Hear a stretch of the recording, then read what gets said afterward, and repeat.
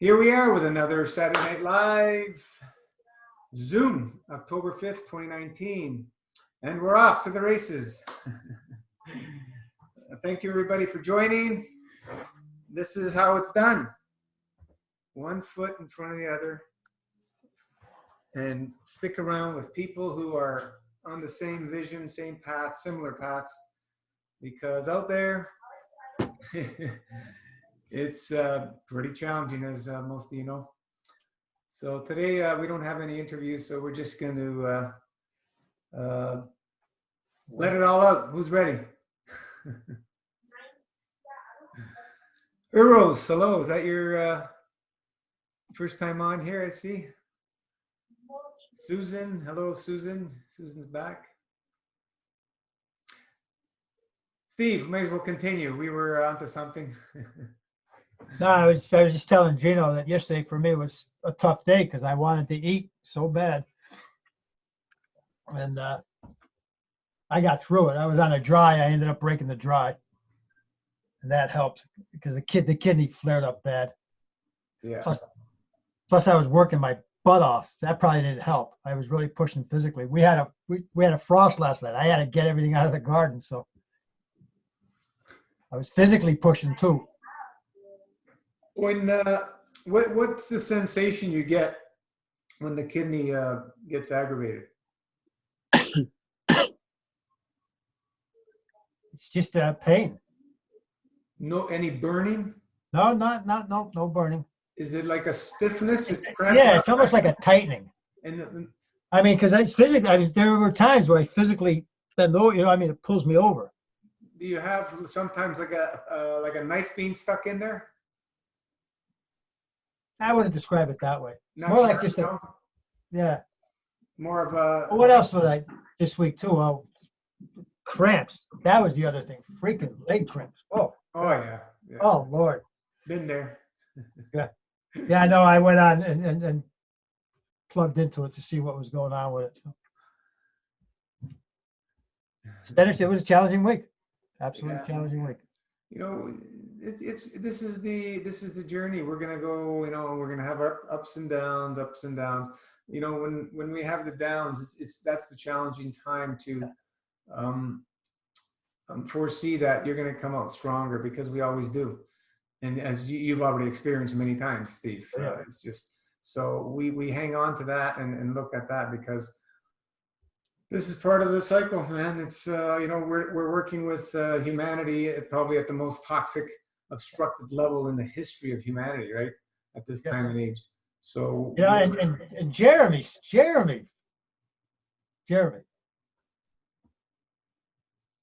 he's making me look at what I'm doing. I'm grateful for that he shared what he's done, because I have to look at my motives and why do I want to go 108 again? Is it because I don't know? I got to look at that to make sure it's not the ego, because I failed the first time. I didn't make it. Is it the ego? You didn't fail. That's just Jeremy. I'm Jeremy, 100%. I can see that. The 108 is a wonderful, magical place to go, and people, jumped in on board to do that. I never thought anybody would do 108, but I was surprised how many people went into it, and they're just not prepared for what's coming after. Not listening to anything else. They're looking at the 108. They don't care about what's gonna happen after, because this is a lifestyle. And this is all we've been saying. It's a lifestyle. But nobody hears that. They hear that 108 and they see the massive transformations, and then what? And then people get themselves in trouble because they're not ready for the lifestyle. So how do we get ready for the lifestyle? One step in front of the other. Patience, persistence, consistency. 108 days. We don't advocate anybody starting off to do 108 days anymore. Why? Because we've seen one too many that went off the rocker and couldn't handle themselves. So best is for people to, especially if they're not coming from a clean diet and a clean eating lifestyle, a little bit of fasting and stuff. You just got to start off slow. Yeah, I can understand, somebody's riddled with whatever disease they name it, and they're coming here to solve that problem, and that's the wrong motive. Yes, the wrong motive. If you're coming to devote and commit to your soul and get closer to the divine, that's the right motive, because the body's going to follow suit and correct itself and find balance. It's that simple. You don't have to worry about diseases because they don't exist in the limitless realms. So how do we do that? Well, a little bit at a time. We stick around, we support each other, we inspire each other, and we keep allowing the process to open up a little more, a little more, a little more, a little more. Everybody wants everything yesterday, especially the young guys, they want to jump in, they know it all. We were all there. When I was 20, I knew everything. And my dad would say, yeah, well, okay, you'll see. Yeah. And they were right, you know what I mean? Because they've been through it, right? This is how we learn, through the experiences. So, everybody should have, not should, but everybody, it would be a great to have that inspiration to do 108 days one day. Maybe it's in 2 years, maybe it's in 3 years. But once you're established and fasting is part of your life, you live it, you love all aspects of it. Because if you don't do 108 days ever. Right. If you don't love fasting, don't do 108 days. It's no point. You're just going to put yourself in a miserable state. You're not going to be well. Just another friend, acquaintance that going to jiu-jitsu class, I just heard he's going to hospital. I'm telling him about this fasting, what we're doing, and he's doing all his own things, doing water and eating crap, and he's going in for, I don't know, probably some surgery or something. Screwed himself up. He's not listening to one word in the last 4 years that I was, trying to inspire him to, get on board. Didn't happen. So, people are going to kill themselves eating. I guarantee you, people will kill themselves eating. And if you don't believe me, go to any morgue and ask them, did this person eat that was lying there dead? And they're going to say, yes, they ate. You can't, you know what I mean? Starvation, in our North American, Western societies, there's people are way overeating. They're suffocating themselves. They're starving. Is starvation real? Of course it's real. The program will make you believe that if you don't eat, you will die.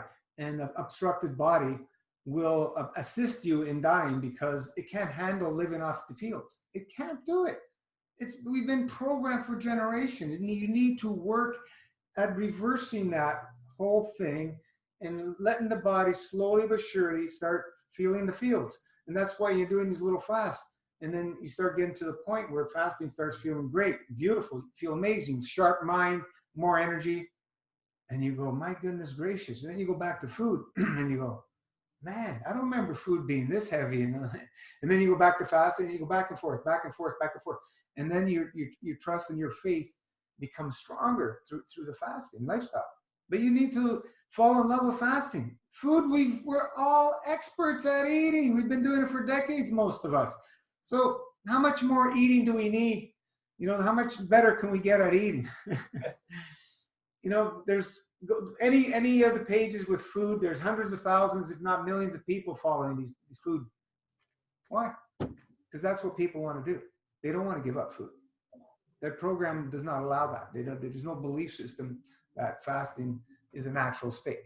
So,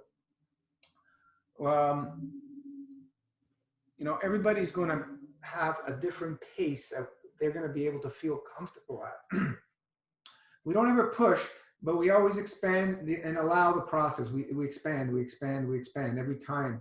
As the months and the years go by, we expand. And that's what I've been doing for 30 years. Fasting, I knew was part of my life 30 years ago, and I never stopped. Because if I did, I'd be dead. Fasting is the only reason I'm alive. I can assure you 100%. I'd be dead without fasting.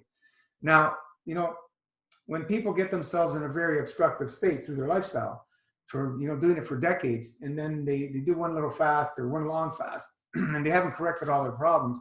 They've corrected a lot, but they haven't corrected them all. Number one is emotion. And then they're wondering, blah, blah, blah, and making up all these things because they just can't handle the emotional part because they're not feeding the emotion. That's why Elotom says meditation is the foundation. If you don't have a way to interact with the fields continuously, you're not going to sustain yourself in this lifestyle. It's not going to happen. So you have to consciously be aware of all the different energy sources and interact with them. And, you know, fake it till you make it. If you don't believe it, just continue doing it until one day you're going to see, wow, I can feel these energies. My goodness gracious, they're powerful, you know, and that's how we work with it. There's no magic pill here too that's going to completely change you. It's a process. Everything that people are experiencing, the whole master fast realm, it's all part of the process. But people will fight it and this and that because they're going to all these different pages and boards and recommendations of people who have no clue about what fasting really is. I haven't seen really anybody out there who understands true detoxification. You know, people are talking about detoxification and eating. It doesn't exist in my book. It doesn't exist. It's only going to clean you up to the level of the obstructiveness of the food you're eating. So if you go down to fruit, yeah, you're going to clean up to that point, and that's as far as you're going to go. And that's what we recommend you people eat when they go back to eating as a staple. The fruit, the main thing, because it's easy for the body to process compared to everything else. And you know, this is how we do it, guys and girls. There's no angel's going to come down, tap you on the shoulder, and change your life and this and that. We're going to have to work. Not that that can't happen, but most likely we're going to have to put in the footwork year after year after year after year. And that's why I've been saying since the start, I've been sharing this. 9 years is a good start. It really is. It's a good start. And those of us who've been, you know, in this kind of lifestyle for a while, get what we're talking about. Hands can say it, you know, with athlete. It's not going to happen overnight. It takes years of work. There's no difference, folks. It takes years of work, of practice, and consistency to master anything. And everybody wants everything yesterday. I wish I had my magic wand. You know, I have my magic crystal, but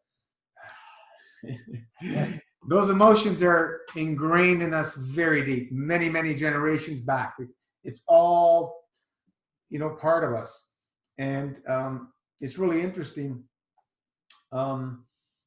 I noticed that, you know, when my dad passed, I found the sensations of who my dad was more so after he passed.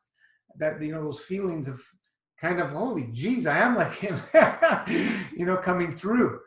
So, you know, these fields are there, they're real. So we work with them, and we learn to tame them and master them little by little. 108 days, I wish everybody sooner or later will want to experience something like that, because it is a massive metamorphosis change for anybody who's done it. Just look at the people that have gone through it, you know, many beautiful souls. And a lot of them, you know, have embraced it, and they're made big, massive changes in their lifestyle after doing the 108 days. And then we have some that, you know, not doing well because they're stuck on their old ways. They've not probably taken care of all their old triggers around their homes and workplace and so on and so forth. Because this is important too, to change everything in your life from A to Z. Because if you go back, you know, to your old place with all the same things, more than likely you're gonna go back to your old ways. It really is just choose a lifestyle that fits your needs. You know, like I wouldn't recommend 108 days to anybody, because unless you're really emotionally stable. Unless you're going for a liquidarian lifestyle, to be honest. And you want to stay on liquids. But if you want to eat, I wouldn't recommend 108 days. It's just too much of a change, and when it's too much to go back to eating, you're not gonna like the feeling of eating again. So I do recommend that people just do your lifestyle and forget about an event of master fast, because it doesn't work, and we have seen it over and over and over.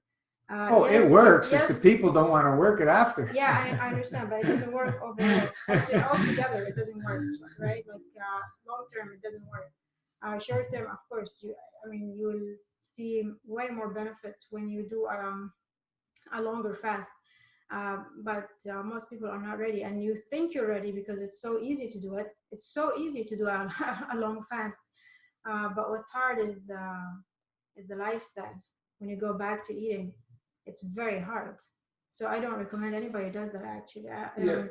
I mean, if you really love to fast, I would do maybe 1 day a week of eating or 2 days a week. So you can balance yourself out, so you don't have to, go through huge changes, because we really are not going to change everything in our environment. It takes time for us to change everything and to allow things to happen. And it takes time for us to change. It takes time. And I think, we have to do the work, of course, giving it time, and we have to have the faith as well. This is another thing. You can, for example, you can pray all you want, but if you don't feel it, if you don't have the trust in God, then it really doesn't, it doesn't really it's, so you want to feel it. You want to trust. You want to trust that you are on the right path. We question a lot, and the mind plays games, and that's normal. But to succeed in anything, I would say have faith. Do your best and have faith that everything is taken care of. Can I say something on that? Yes, sure, of course. See, what I find is when people, and me included, starting with MFS, and you're looking for a change in your body, you're starting fasting, things completely change inside your body. Meaning you're looking for something to improve and to get back to where you belong. But one of the major points is also that you need to change your outlook. Mm-hmm. The outlook inside yourself. Because remember, I said it before on here, when you create a new reality with fasting in your body, this will change your whole thinking. And if that reality, that new reality, doesn't change in your outlook around you, you'll be trapped. And I've seen so many people here so trapped and so completely thrown by the change of body, but not changing the outlook. Still believing in the same thing over and over that they have done for decades. Nutrition. And then and then that outlook is something that I find as important than your actually physical moving, your fasting.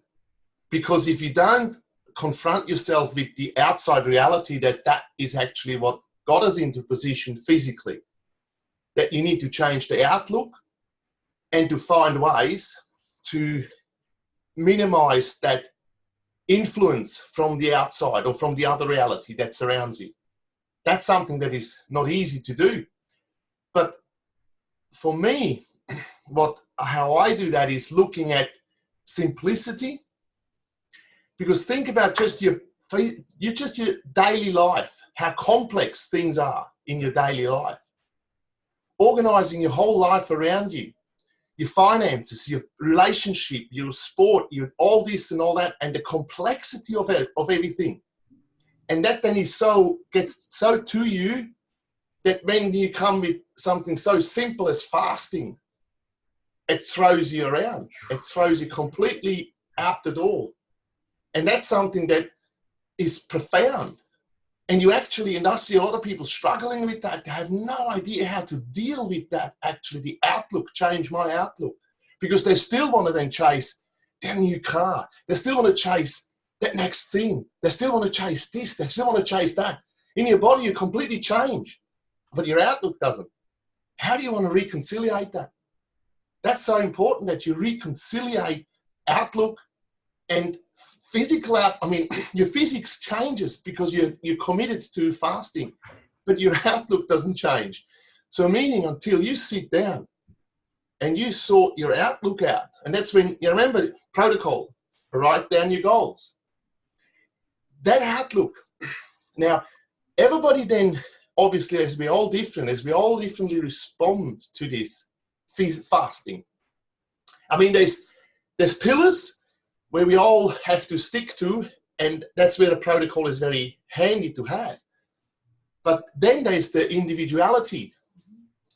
And that's where then, yes, and that's where good is having a group like that. And I tell you, from my point of view, the more you look, or the more you change your knowledge, and I call it the vertical knowledge that we all chase in our society. We have a vertical knowledge that we want to go higher and further and up and up and up. And the whole society runs on that. So the outlook is always vertical. We got to go faster and higher and better. But when you actually think, if you have a problem in any way, form or shape, in which direction do you actually face your problem? Is it facing, when you look, are you looking forward, or you have to look sideways, or you have to look backwards? For me, the answer is, if I have a problem, I have to look sideways, because I can't see when I look forward, I can't see my problem. I can only face my problems when I look lateral. Sometimes I have to look back. But it's not forward and it's not vertical.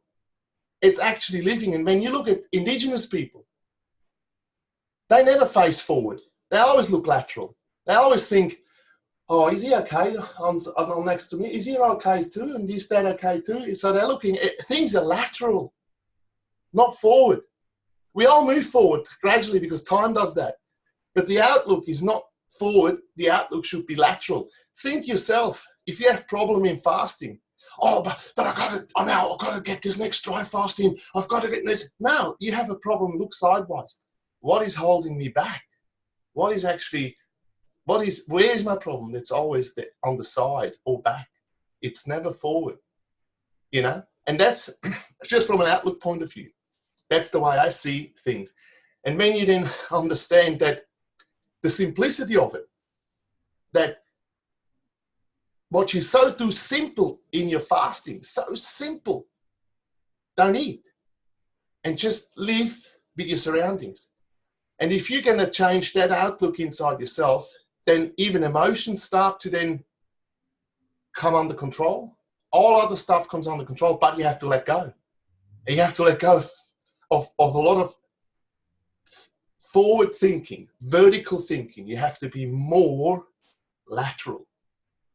Is he okay? Can I help you in any way, form, or shape? Or we want to do this together, or and so on, so on. It's in your family. It's everywhere.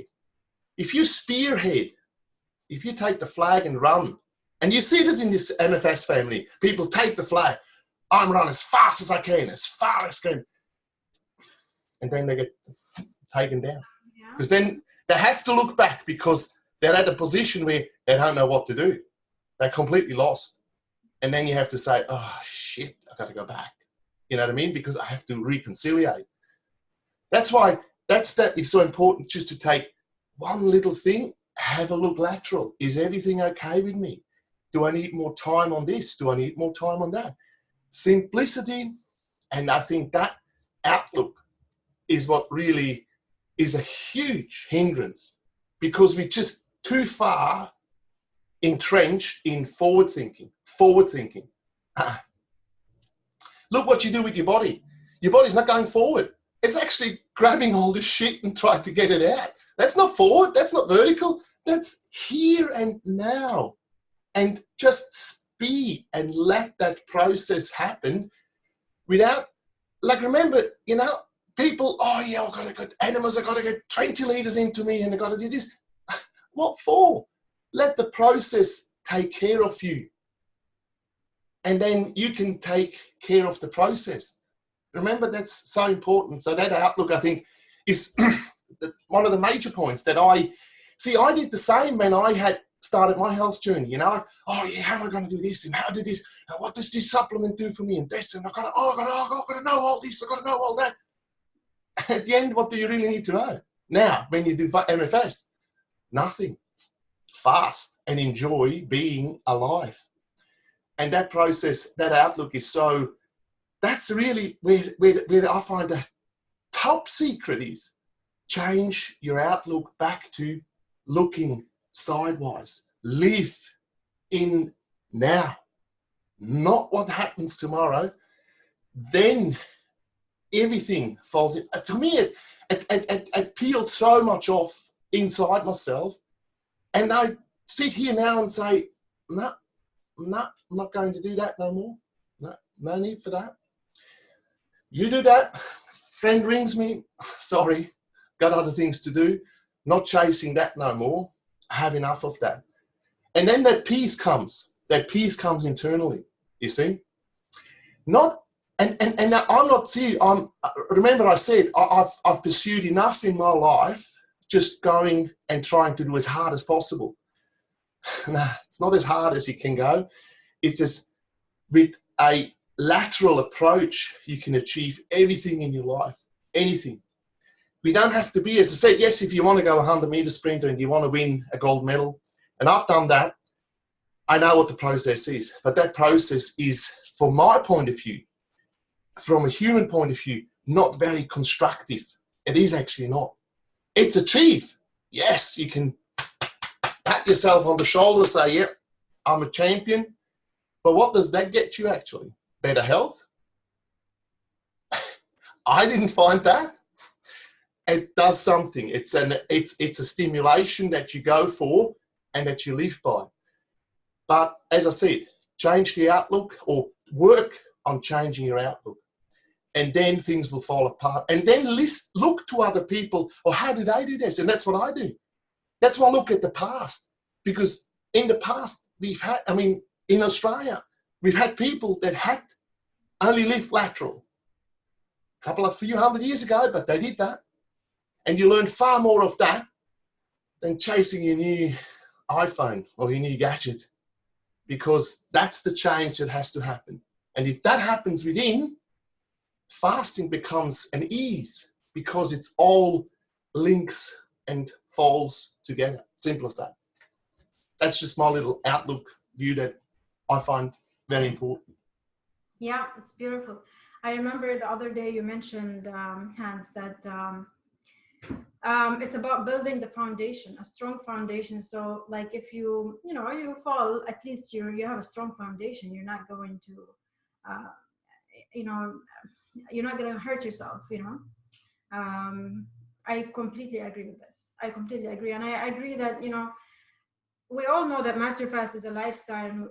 We have been recommending it as a lifestyle. I love to see it more structured, into like mainly the lifestyle instead of like going for the longer fasts. I honestly believe you don't even need to do 40 days, just get into your lifestyle today, now, just live it, enjoy it, love everything about it. And just choose whatever works for you. Whatever, if you want to be liquidarian, by all means, this is your choice. Only you choose. But if you don't want to become liquidarian, then let's put it this way: you can't decide to be liquidarian once you've read the protocol. It's not going to happen. Go for 4, 5, 6, 7 years and start understanding a little bit, and then you can move in that direction. But remember, like, that's why I said, when you go in extremes, and we have people, and when I say extremes, not as negative, but for instance, look at Ranji, how she really accelerated and she rides that wave. I find this fantastic, absolutely fantastic, because it gives her, it just shows you what is possible. Ellie Tom, but at the end of the day, you got to look for yourself, be inspired, but then chasing waterfalls and rainbows, it's useless. It doesn't get you anywhere because you're chasing, and then the disappointment that comes along when you can't get there numbs you, completely throws you back where you don't want to be, because you have then emotional breakdowns and all sorts of things. And as I said many times, it'll find you. You keep working and chipping on it 5 days, a week.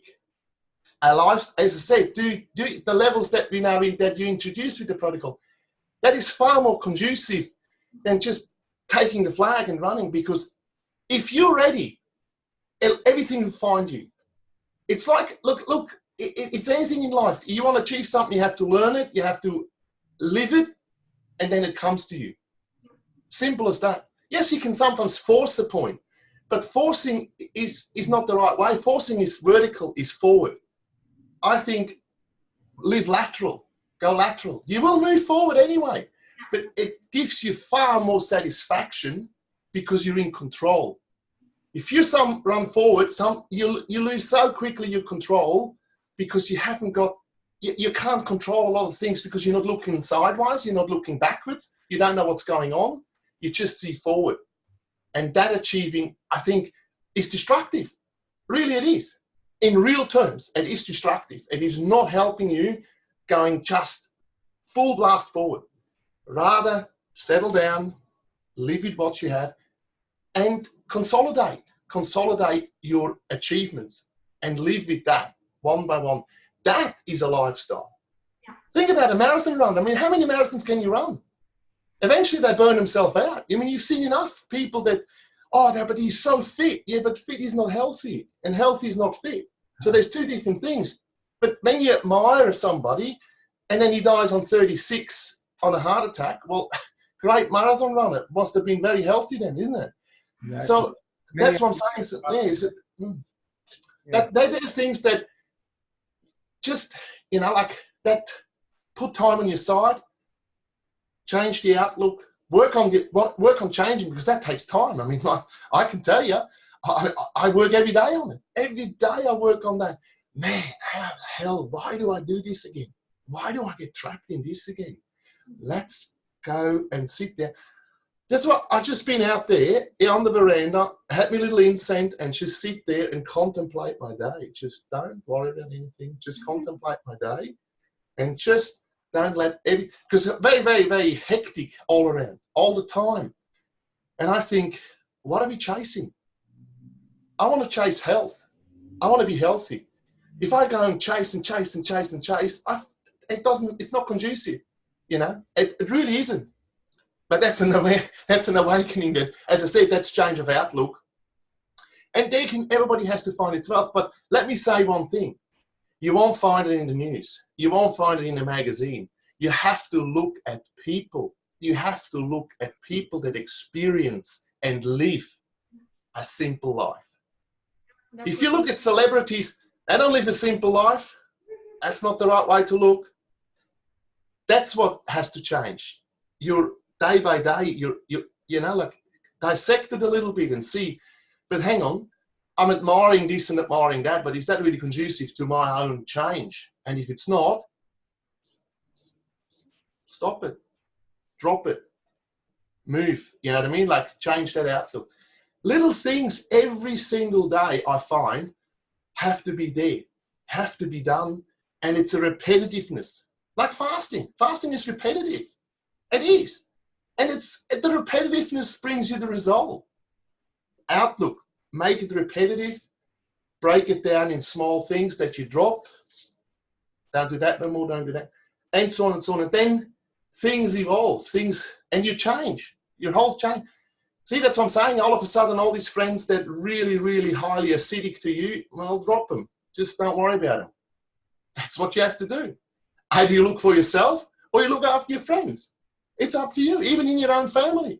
If I have family members that are highly acidic to me, man, it's not the right. It's like wavelength. It's like frequencies.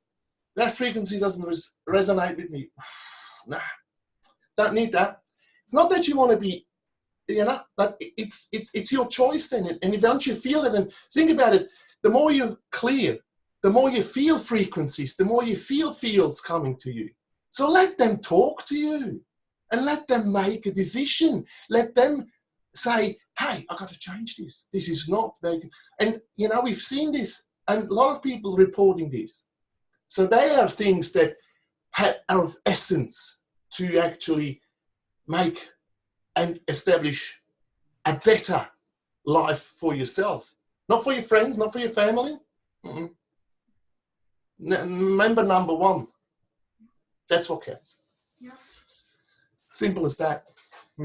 Yeah. I was gonna say also, yeah, that's what Masterfast, you know, is. It's people's experiences. It's not something in the news. It's not something, you know, it's not easy to find. It's people's experiences put together, you know, starting with Gino. And another thing I want to say is that it's, you know, in agreement to what you're saying, Hans Peter, is that everybody has their own journey. So choose it, let it, you know, be unique. It's yours. Choose what works for you. Nobody knows what's best for you because only you know yourself. So take your time, enjoy, be in love with whatever you're doing, and yeah, enjoy the ride. Yeah. Remember the other week when I showed the example with the bacteria in the bottles, all right? That's something.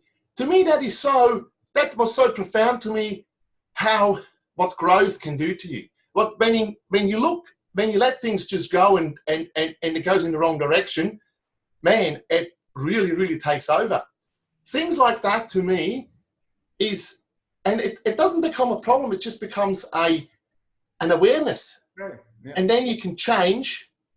Once you're aware of it, you have the actually power then to change that.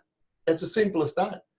And that's where, when I see people that bring it as simple as that, with arithmetic, as good old Albert Bartlett did, it doesn't need a large brain. You just need to sum up a few things and then it all makes sense. Another one that I find very conducive was, as I said, John Mohawk. He was an Indian activist, and he really, the way he's dead now, and he certainly didn't live an MFS lifestyle, I can assure you of that. But just the profound, how should I say, way that he can explain things, and the way that it makes so sense how, and I've just read, you know, the conquest of indigenous people parallels the conquest of nature.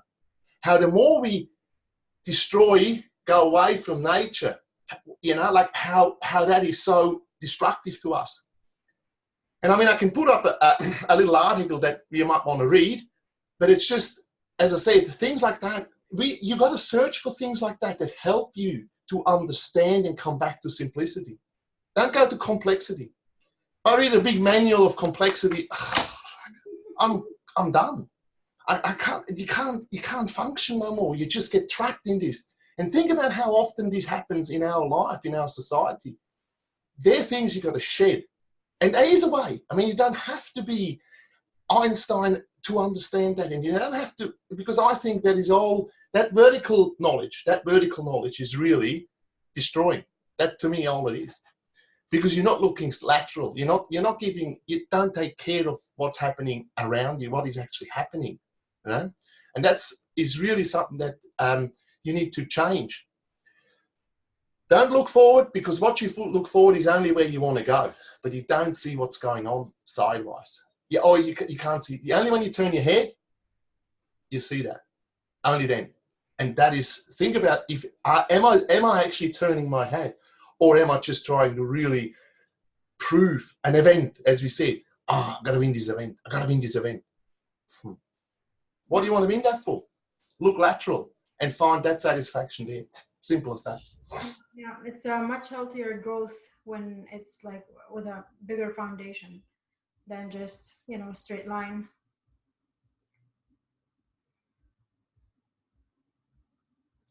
Anyone else like to share? I can share a little follow-up to Hans Peter. I feel like that whole speech was like the perfect thing that I needed to hear as I'm transitioning into the eating world again. And it's, of course, as everyone has said, a lot more challenging than I thought it would be. Definitely eating way more food than I need to. Well, eating at all is more than you need to, but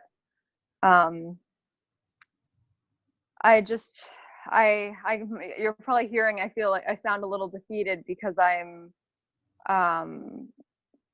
been trying to master fast on the weekends and eat during the week, sorry, at night. And then this weekend I actually had dinner. I started to master fast today and ended up having some tomatoes and hummus at the end of the day, which kind of blew my mind because I was so excited to fast today. And when Hans Peter was talking about, I mean, I'm really familiar with the whole like marathon mindset of, oh, this is, this is my goal, and I want this, and I'm going towards that, and I'm learning to look at my whole lifestyle changing as my body had gone through all these changes. So trying to think laterally about what happened today. I'm not really even sure, but I know that I can't get caught up in my attachment to the weekend being my master fast, and feeling like, oh, I blew it, like last weekend was so awesome. I did the protocol basically perfect for 2 days, and felt so good, yada yada, and now it's only Saturday night and I blew it. And that's me, like, in my mind getting attached to these 2 days that I thought were going to be so easy, and here I am feeling pretty just not as good as I had felt before I ate, of course, but realizing that this is part of the process, and I'm really not looking forward to eating now on Monday. I feel really like I really need to clean out. It just really disappointed that I'm not in like a rhythm. But back to the point I'm trying to make is I can't get attached to this goal of these perfect 2 days and then the 5 mono meals.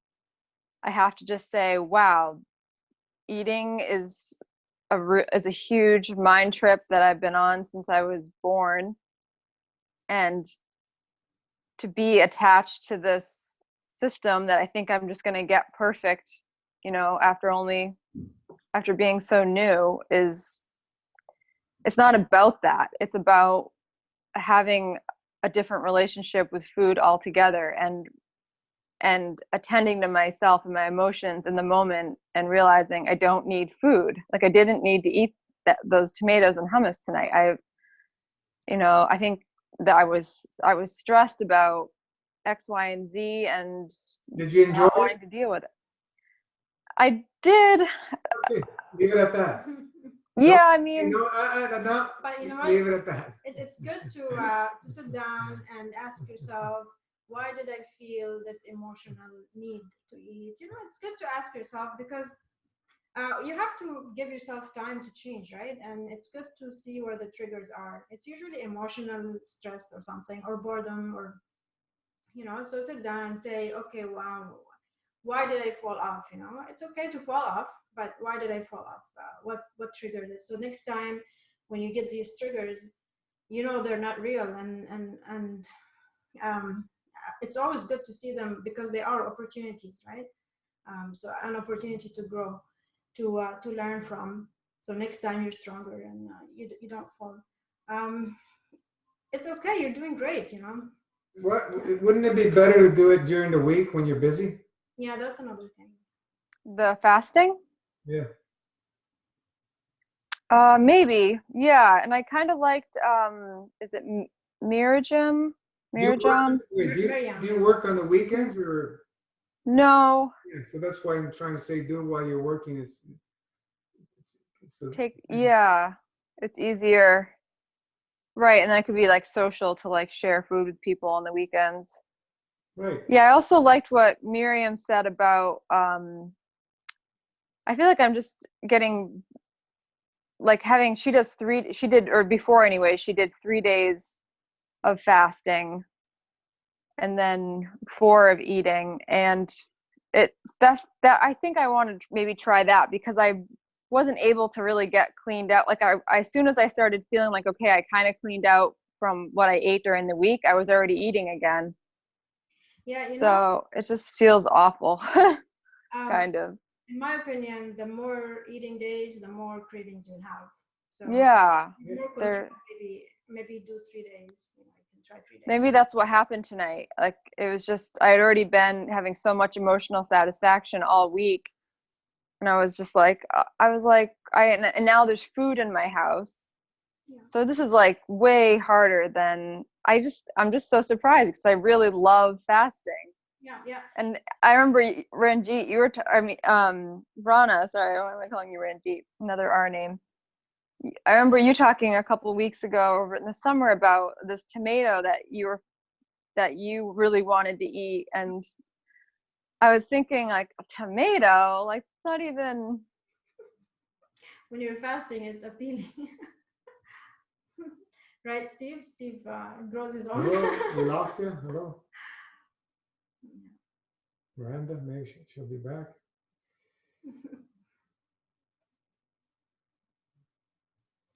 Yeah, it's definitely easier to fast during the week when you're busy, if you're going to eat, and eat when you're socializing, or when you have time, right? We have more time on the weekend to buy the food, to prepare it.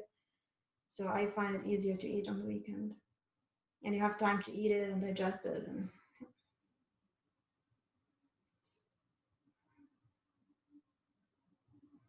it's like you go to a Formula One racetrack and they say, Michael Schumacher's over in that car, keep up with him. You've never driven a Formula One car. What are the chances that you're going to come out alive? It's no different. People want to be a Formula One race car driver, immediately. You get how much years of practice? It's athlete, same thing. So you got to understand, like, it's not that we're any better, but we've been doing it for 3 decades. You think somebody who's starting off is going to be able to keep up the way I've been fasting all these years in just starting off? I haven't seen it. It's going to take that time, dedication, and allow it process to unfold. It's, we're repeating a lot of things, but repetition is the mother of skill. Lots of repetition, over and over and over, until the light goes on one day, and my goodness gracious, I finally got it. And then you're going to have more challenges coming forth, because you reached a different level of awareness. And that's the way it is. The journey continues, and we embrace it.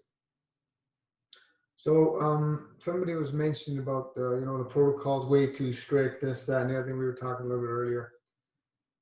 It's strict for a reason. We give people, if you give people an inch, what do they want? They want a foot. You give them a foot, they want a yard. I mean, like talking about, not in the protocol, it says don't eat any fats, this, that, stay away.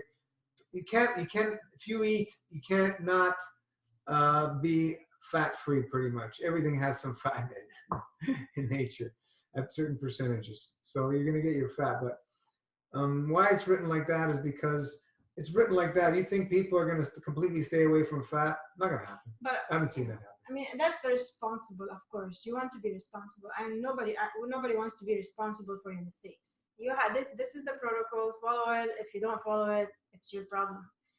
So yeah, you have to be willing to take risks. If you want to do, want to do something that is obstructive, eat something that's obstructive. Yeah. I mean, we have to be as responsible as we can as well when we communicate, because some people end up in emergencies, and we have, we don't want to deal with that. I don't want to go to my work thinking about someone in emergency we haven't heard from for a day or two. I don't want to think about that. No, everybody's responsible for themselves, and it's very clear. He's doing the juice fast with cooked juice. I'm going, this is not the protocol, man. What are you doing? Then he goes to water, and then he eats crap.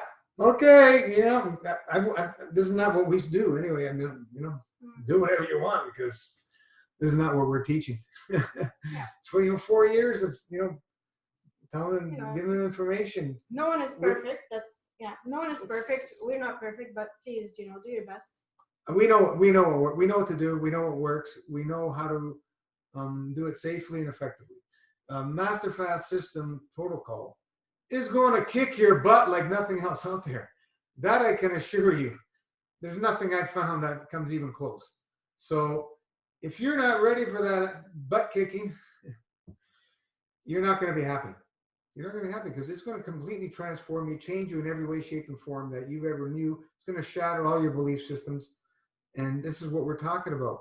People are not ready for that massive metamorphosis. You need to do it at a pace where you can handle and enjoy and love it, because otherwise you're not going to be a happy camper, and you're going to do something stupid and probably hurt yourself, more than likely. I've heard from a few people, ended up going to hospital, this, that, not following protocol, doing, I don't know what they're doing. And some people also are very sick, right? And they don't have much room for mistakes. Some people are sick. They end up in emergencies. They're already sick, coming to the Master Fast because they want to help themselves, and it's pretty bad. I mean, I'm sure many of us are actually, coming to the Master Fast are already, we have things that we don't know of, and the body has to detox. And sometimes it's not fun. Some people are, their detox is not fun at all, right? Yeah, like the chemo thing, we'll bring it up again. Guys who've ever done chemo in their lives, be very careful. If you feel any burning sensation, start doing baking soda, start doing green juice. And do lots of extra enemas. You want to get that stuff out. When it breaks loose, it's going to burn. And it's going to burn tissue. And that's the challenge with that stuff. I don't care how many years ago you've had it. Embrace it. Forgive all the people that convinced you to do it. Forgive yourself for doing it, and just move on and allow the body to purge that stuff as quickly and safely as you possibly can. And you may end up having to go do some kind of surgery like Marin did when it burnt his lung and so on and so forth. But this is when you're taking full responsibility of everything. You're okay, and you understand what's going on. So just we know now. If I went through the information on chemo, they know this. They know this stuff comes back and bites you. They know it comes back, and you can get tumors growing out through your body. So be safe. And burn tissue. They know. So the people that are pushing this stuff, we elevate their souls. They know not what they do, and some of them know what they do. So we still elevate their souls. So Yeah. So if you have done chemo before, or if you have things flaring up again, maybe that's why sometimes people come to the Master Fast after like 5 years of chemo, or 3-4 years of chemo, they start having symptoms again, and they come to the Master Fast. So it's probably very aggressive, the cancer, the second time. And it's caused by the chemo. But I'm not buying into the cancer. I'm buying into total retardation, putting anything like that. These guys are putting anything like that in a human body, because it doesn't work. Yeah, what I'm saying is that the body is not in a good shape when the cancer comes back, and it's not in a good shape after years of chemo. The cancer is coming back. It's not a good place to be. That's for sure. That's a bad. Like, in my opinion, that's everything can be turned around. This is the beauty. Definitely.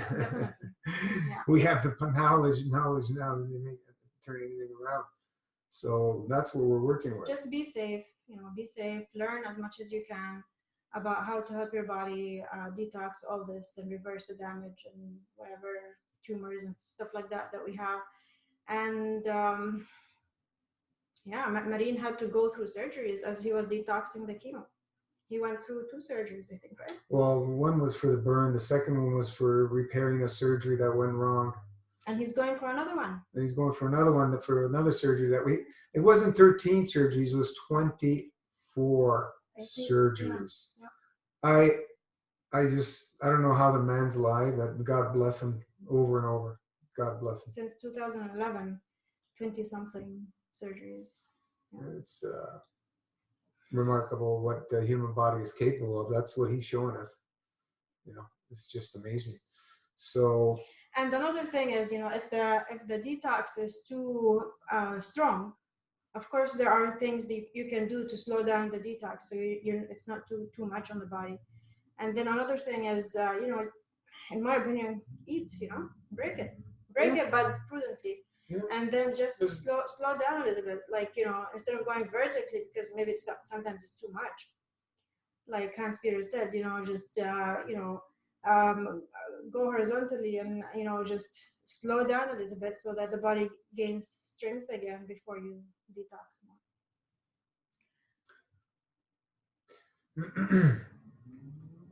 Hi Rana. Hi Gino.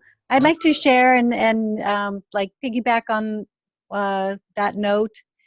Yeah, you all know I did chemo, 2 sessions of chemo, and I'm actually grateful that I jumped in and full force on the master fast in the beginning, because I think I did like 12 days, and then broke the fast with 2 days of green juice, and then jumped right back in and did another 25 days or so, and then broke the fast again, got myself on 2 days of green juice. The second time I broke the fast was because I had the burning, and it started like in below the sternum, that area was burning, and it was the grape juice that I felt it with at first. And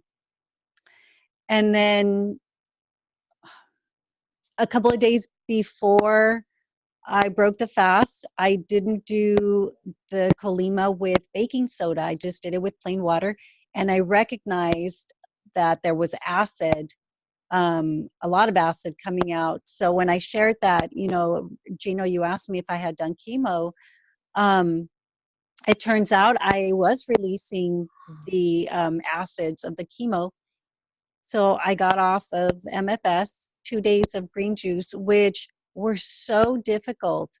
The green juice the first time was difficult, and I think by then I had already started releasing chemo. I just didn't know it because I was doing baking soda in my colimas every day, so I really didn't feel it. The second time I did the green juices, I think they were the difficult part of the MFS. I think I felt less energy. Mind you, I was wearing myself thin emotionally with everything that was going on, with my baby Momo, and with him, I was waking up late hours of the night, taking him outside to use the restroom. I carried him out there, carried him back in. My daughter, I have to go up, 2-3 flight of stairs. So this, which I'm grateful for, because part of that was to keep me moving, my lymph system moving. So, it was a give and take. And so I broke the fast. Really didn't know which level to jump into. I was so gung-ho that, and I don't want to eat anymore. I'm tired of eating. Eating doesn't do anything for me. I come from 3 to 4 months of being a fruitarian into master fast, and I enjoyed that until I plateaued. And so I was really happy to jump into the master fast system. So my thought was, I'm staying at level 7. That's it. That's my level. So when I broke the fast the second time with the green juices and thought, you know what, I've worn myself too thin with so much going on. I'm gonna take a step back, and decided. So what I'm sharing now is like where I'm at, and I'm fasting on the days of the moon phases. And so the day of the moon, which is today, I'm fasting today. So what I do is the day before and the day after, I am fasting. So I'm drinking the green juices. So that's my schedule. I fast on those days. And I looked at the calendar and I see that I'll be eating mostly 4 days, some 5s and some 3s. So I just wanted to share that and get some feedback. Yeah, very good. The green juice is not stopping the fast. It's slowing it down, letting off the gas. Eating is putting on the brakes, stopping the fast. So when you're on green juices, you're still in the fasting state, it just slows it way down. Now, I've been thinking a lot about this chemo stuff. Besides doing the baking soda, another thing that I'm not a big fan of fats, but fats will help absorb some of that burning. And yes, they do plug you up, but we're talking about a situation that is not natural, and we have to work with what we can. So something like a fermented coconut, kefir kind of thing, doing a tablespoon of that a day. If you feel the burning, and doing some baking soda internally in a small amount of juice and enemas as well, and just try and get things cooled down because castor oil packs in the areas. So we got to use the tools. We got to be prudent for these situations so we can avoid burning tissue, because that's what it does, and that's what we want to avoid as much as we possibly can. So if anybody's had chemo, just be aware, be prudent, be very, very prudent. But Angelica, great. We have a whole life ahead of us for fasting. It doesn't have to be done this right now. Right. And I'm taking it slow. Live it and love it. If you the few that we've seen that went full force and then they just crashed, for what did they gain? Okay, all that wonderful transformation, they'll have that in their memory, and maybe they'll jump in a little bit later, because that happens. But there's no reason, unless you're in a really dire situation, and then you would really need to be held by the hand and and do a lot of research of what this is. Start gaining understanding of, how powerful this will change your life, and move in that direction to bring the balance back. But otherwise, there's no reason to rush. Right. Right. And I plan to stay on this protocol, on the level, and slowly move myself up within 6 months, or maybe even a year. Just that's my goal. And I'm very grateful that I did what I did, because I muscle tested, and I don't have the chemotoxins in my body anymore.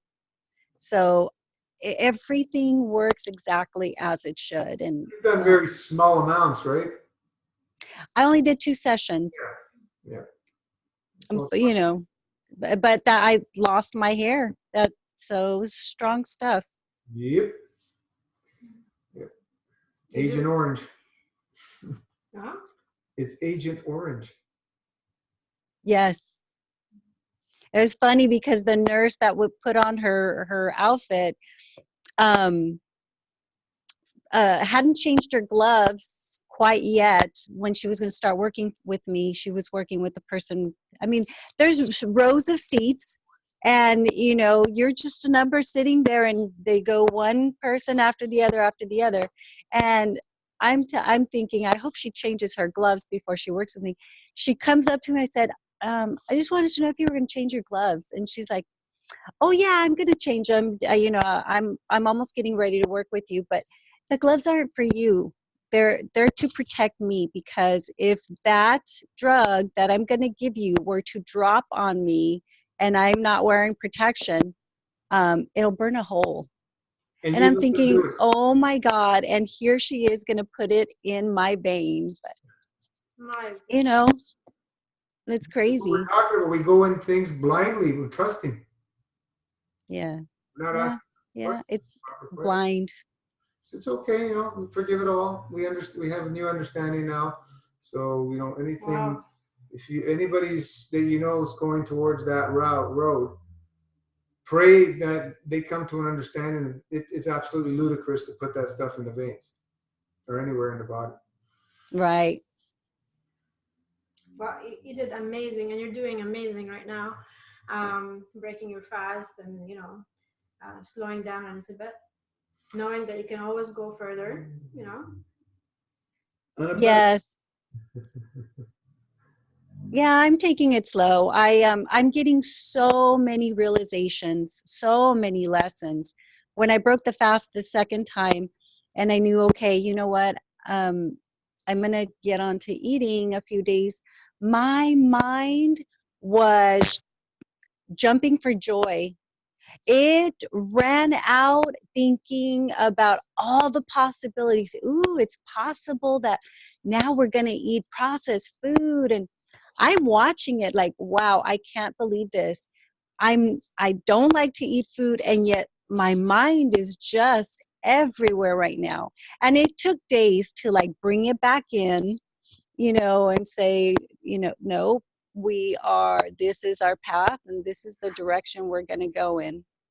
So yeah, so many beautiful realizations lately that I hear your voices that I recognize. For instance, now that I'm eating food, I started noticing that my body was quieting down, not feeling the energy, just quiet and comfortable.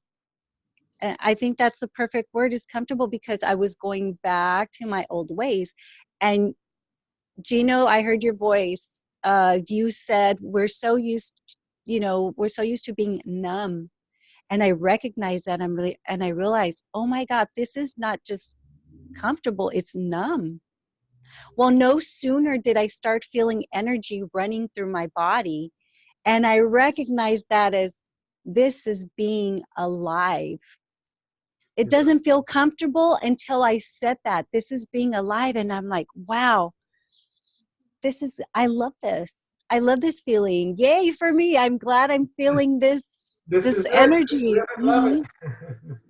So many things. And I'm just so grateful. And I thought, you know, I'll take it a step at a time, or I'll take it as it comes. And at the same time, I'm also propelling it. You know, I'm not just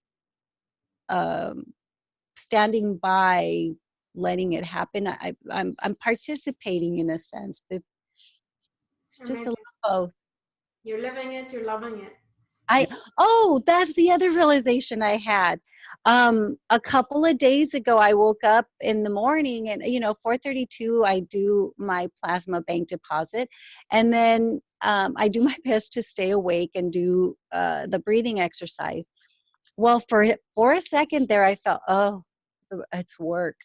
And then I snapped out of it. Like, I heard your voice again, Gino, and it was like, live it and love it. And I thought, either I created out of work, or I created out of living it and loving it. And I lived it and loved it. And then from that point forward, everything I do it because I love it.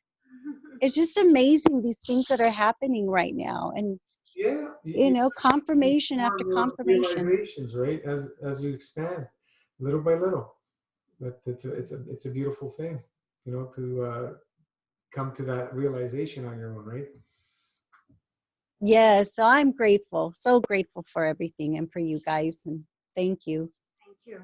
Yeah, who else? We had Jeanette joined us, Judith, Luciana, Angelica, or even Miranda. You see, when you just said, all the realization that you had that came to you, all right?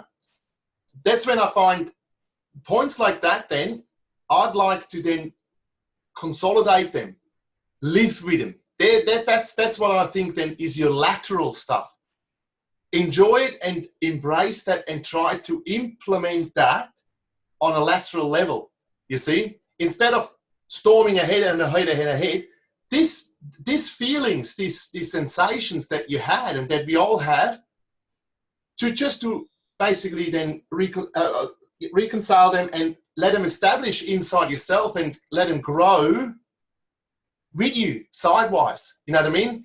Let other people feel that. Enjoy that moment. And I find that so important, that that then changes your outlook, because you know that I can enjoy this, I feel this, and that helps me to change my whole physique as well as your mind. You know, when you live with this thing and enjoy it over and over, repetition, that you know this is the right way to go. And see, the other thing is when you started, you know, like when you had chemo sessions and all that, and that's the other outlook, to get away from human fantasy and go more, look for holistic solutions, holistic outlook. Because that's another thing, because when you trap yourself in believing, because we know mind is over matter in its way, okay? It's really there. If you believe so wholeheartedly in something, that can make a hell of a lot of difference in your physique. But when you look at what we as men implement and what we have just from a medical, from a scientific point of view, that we want to know everything and we think does it better than nature. But we know we can't beat nature because we're made from nature. You can't beat what makes you. So you got to change that outlook, from my point of view, back to a holistic outlook. And yes, I know it's very hard, because in particular when you medically trapped in a system that really manipulates you not to be healthy, just to be part of another agenda. But when it comes, for instance, down to the food, I always look, what is the most natural food that you actually can consume? What is the most natural food? Not man-made food. Because we definitely, if you haven't picked up on that man-made food is destructive and is not what we designed to do and to go in our system. I found that. So, and when you look how we even think about your dog that you just lost. We humans have domesticated these animals. Okay, really. They're not really a product of nature. Yes, they are a product of nature, but we have really influenced a hell of a lot in breeding animals. Now think about how much have we bred food, agriculture-wise. I tell you, there is not one food that you buy today that is not manipulated by men, unless you go out in nature and pick what nature provides solely. Everything else has been domesticated. I give you one other thing, just to get that little bit more. When you look how we survived as a species, when we were gathering and hunting things, that food that we ate, the plant food that we ate, was basically the survival food that we had. Because there was no way that we could have eaten animals or other meat as a main thing, because it was hard to catch. So we had to survive on survival plants. When we started in agriculture, to establish agriculture, and we then domesticated everything, we drifted completely away from these plant survival foods that we actually survived as a species. Yeah, we might not, weren't 100 years old or whatever, that's all up to believe or what not believe, but to actually survive. We didn't survive on the food that we're actually eating today. That is not what we survived on. We survived on natural growing food. And I think that's profound when you actually just let the awareness come into you, and then you understand when you look at food, whoa, when you look at corn, when you look at highly domesticated food that we're producing, then you can understand that that food is not in its absolute natural state, because we manipulated far too much, that stuff. On that, and, sorry, yeah. No, I just want to make a little thing. On that note, if you'll have an understand, if you go out and forage wild foods and eat them, you can't eat large amounts of wild foods. Your body gives you a strong signal that's enough. Domesticated foods, you can eat and eat and eat and eat. Big difference. Sorry, carry on. Yeah.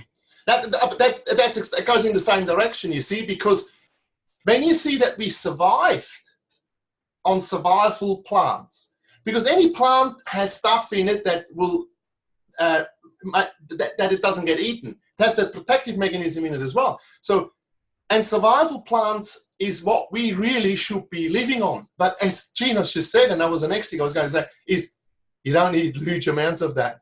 You don't, because you will know that the body will clear out on that. And not only that, the satisfaction comes, and then the holistic outlook comes. I think that's so important, that we holistic outlook. Think about it.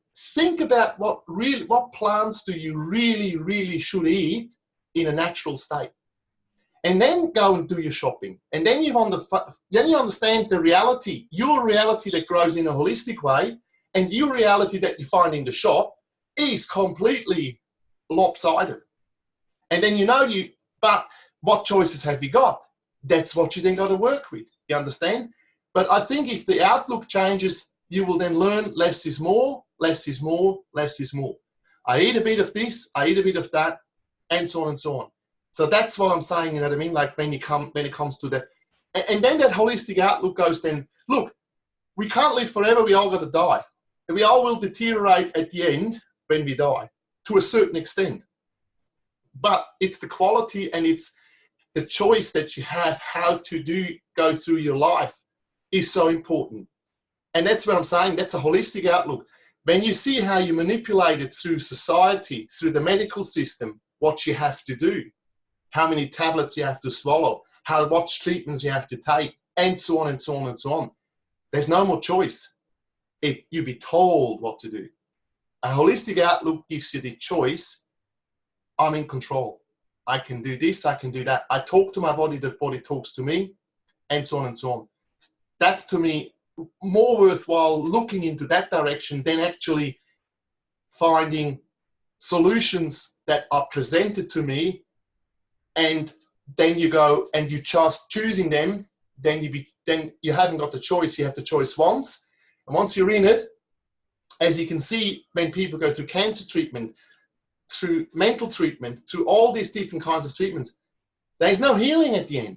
It's a dependence, the dependence on human fantasy, on human systems. I find if you have the choice to do this holistically, that you can choose nature to do that for you, and you be part of nature. You have far more power to make decisions for yourself and live yourself. I've seen my mother, I've seen so many people, they're completely indoctrinated by the system. They have no choice whatsoever. They just look for the next thing. Have to do this now, have to do that now. How do you get away from that? Change your outlook, change your physique, and then it's day by day by day by day. And when you have sensations like that, you just said, Angelica, yeah, there you're lateral. That's lateral. You got to keep that lateral and try to consolidate that. And that then makes you, I find the holistic outlook makes it grow in you, just to say. Yeah, absolutely. And in my case, for many years, I've been what I thought was holistic. This is the only place I've heard less is more. This is the only place my eyes have been open to see that everything, that the truth is in plain sight. Prior to that, I did juicing, I did raw foods for years ago. I always followed the newest trend on eating healthy. And I was always misled. And I always thought about, well, I'm doing everything right. I did the heat therapy. There's a heat where I forgot the name of it. They take a picture of you and it scans the heat in your body and it picks up, where there's the thermography. That, yeah. And I did that when I found the lump on my breast, and I followed their regimen. They did something with not similar. I had to drink something that was cleaning, picking up the toxins in my body and processing it out. But I did so many things to help, or me get better in my health and remove the lump, and nothing worked. And I supposedly was doing holistic stuff, you know, and to a minimum, because I stopped working, so I couldn't really buy everything I wanted to you know, to have like the full package. Nothing worked. And so for me at that point, I gave up. I thought, you know, I put the power in my hands and I did not see any results. Obviously, this is a myth, you know. So doctors know what they're doing. They've been doing this for years, and you know, I'm just gonna hand myself over to them. But when I did my surgery, I'm not into medicine. I didn't take any of their pain pills after. I didn't have any pain. You know, nothing. They prescribed me stuff. I went to the pharmacy, picked it up, and threw it in a drawer and didn't take it. And kept doing my research. And luckily, doors started to open, and I think my eyes started to open, and thankfully with Master Fast, I am like wide awake with the nutrition. Well, there's no such thing as nutrition, with the way life really is, the way our lives really are. So I had to go through all that crap in order to get here. Many of us. You know, eating, going into fruitarianism or just, you know, raw vegan type of diet, it's going to be far better off than anything else out there to help put less pressure on the body, but it's only going to get you so far. It's only going to And you know, when I did juicing, my body was quiet. And I loved it. I thought that was so amazing that my body was quiet. And now I know that was just numbing. And I was juicing, but you know, I didn't know anything about fasting. Yeah. And that made the biggest difference. That's made the biggest difference for me. Fasting is just a miracle. It is. Can I add something? Of course.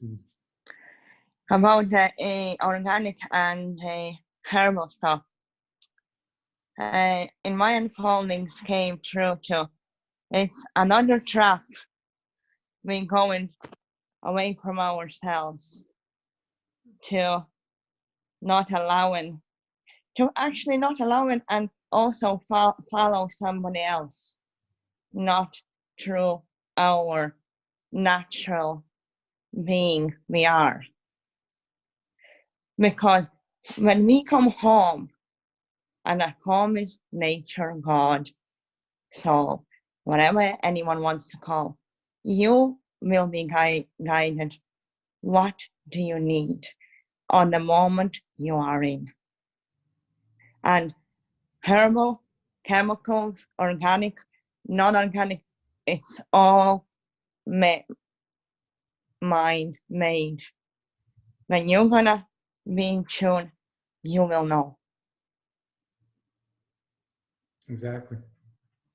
We are just learning how to reconnect, remove all the fog and reconnect to the limitless realms, I love to call it, you know, where the soul resides. And it's very clear, all things are possible in these realms. There's nothing that cannot be done. It's, you know, the only thing is our belief system has to catch up to going places where we've never gone before. And that's it. And we've seen them being unfolded one by one with so many people. So where are we going to go from here? Well, you know, Kes just released a new plasma device that's going to be implemented now. And it's the shape of an egg. You sit in it, in half an hour, people that went in on wheelchairs were walking. This is where we're going, you know. This is what we're talking about. And it's all done through the soul. Plasma tech is tech of the soul. So, you know, at the end of the day, once our belief system starts catching up, we'll be doing these things without any devices. You know, it's already happening because it always happens from that realm down into the physicality. So, you know, we are in our training grounds now with more knowledge than ever available to us. You know, true knowledge. I believe the next few years, 5-10 years, are going to be very interesting and revealing. You know, I've watched the last 3 decades, so many changes in, you know, from, you know, vegetarianism to veganism to raw foodism and fasting. You know, I've always been involved in the fasting, but society, the way it's taken a hold of these and embraced them little by little over these years, it took many, many years. Now things are moving a little faster. And, you know, the whole time thing, this is the slow motion realm, but it's speeding up. It's speeding up, you know, like a day now feels like minutes sometimes. You know, I remember growing up, walking to school. Look, it took like forever to get to school.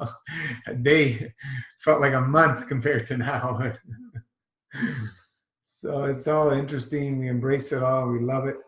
And it's all beautiful. Who do we have? Connie, I haven't seen you in a while. What's happening?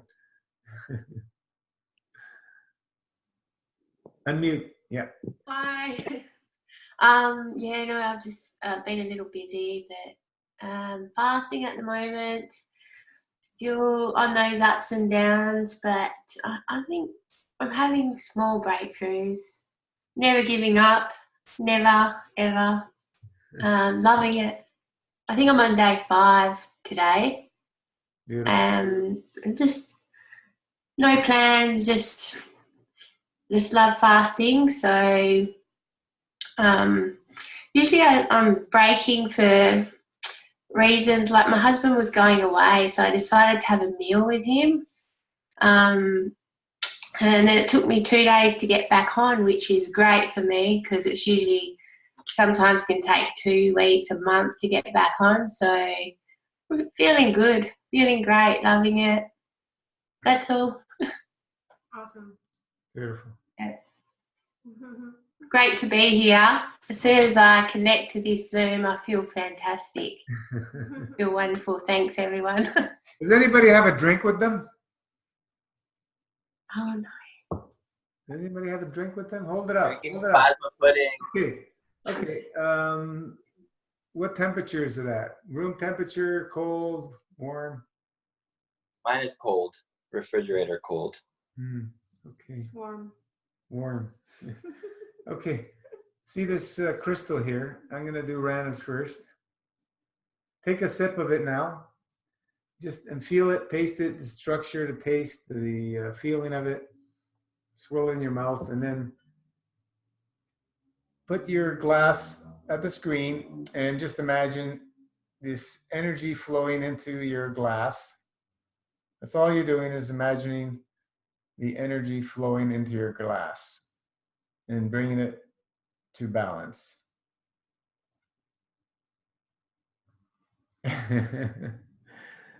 And that's it. Take another sip and let me know what you sense, if anything. It's only 2 of you. It'd be nice if everybody had one, but what'd you do?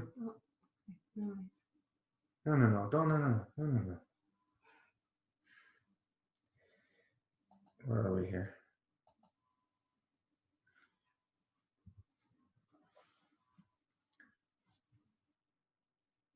It's interesting. Mine tasted completely different. Of course it did. You changed it. It went from like grape and grape to more like water. Water? Yeah, it went more like water. Any changes in the texture? Seemed a little less thick.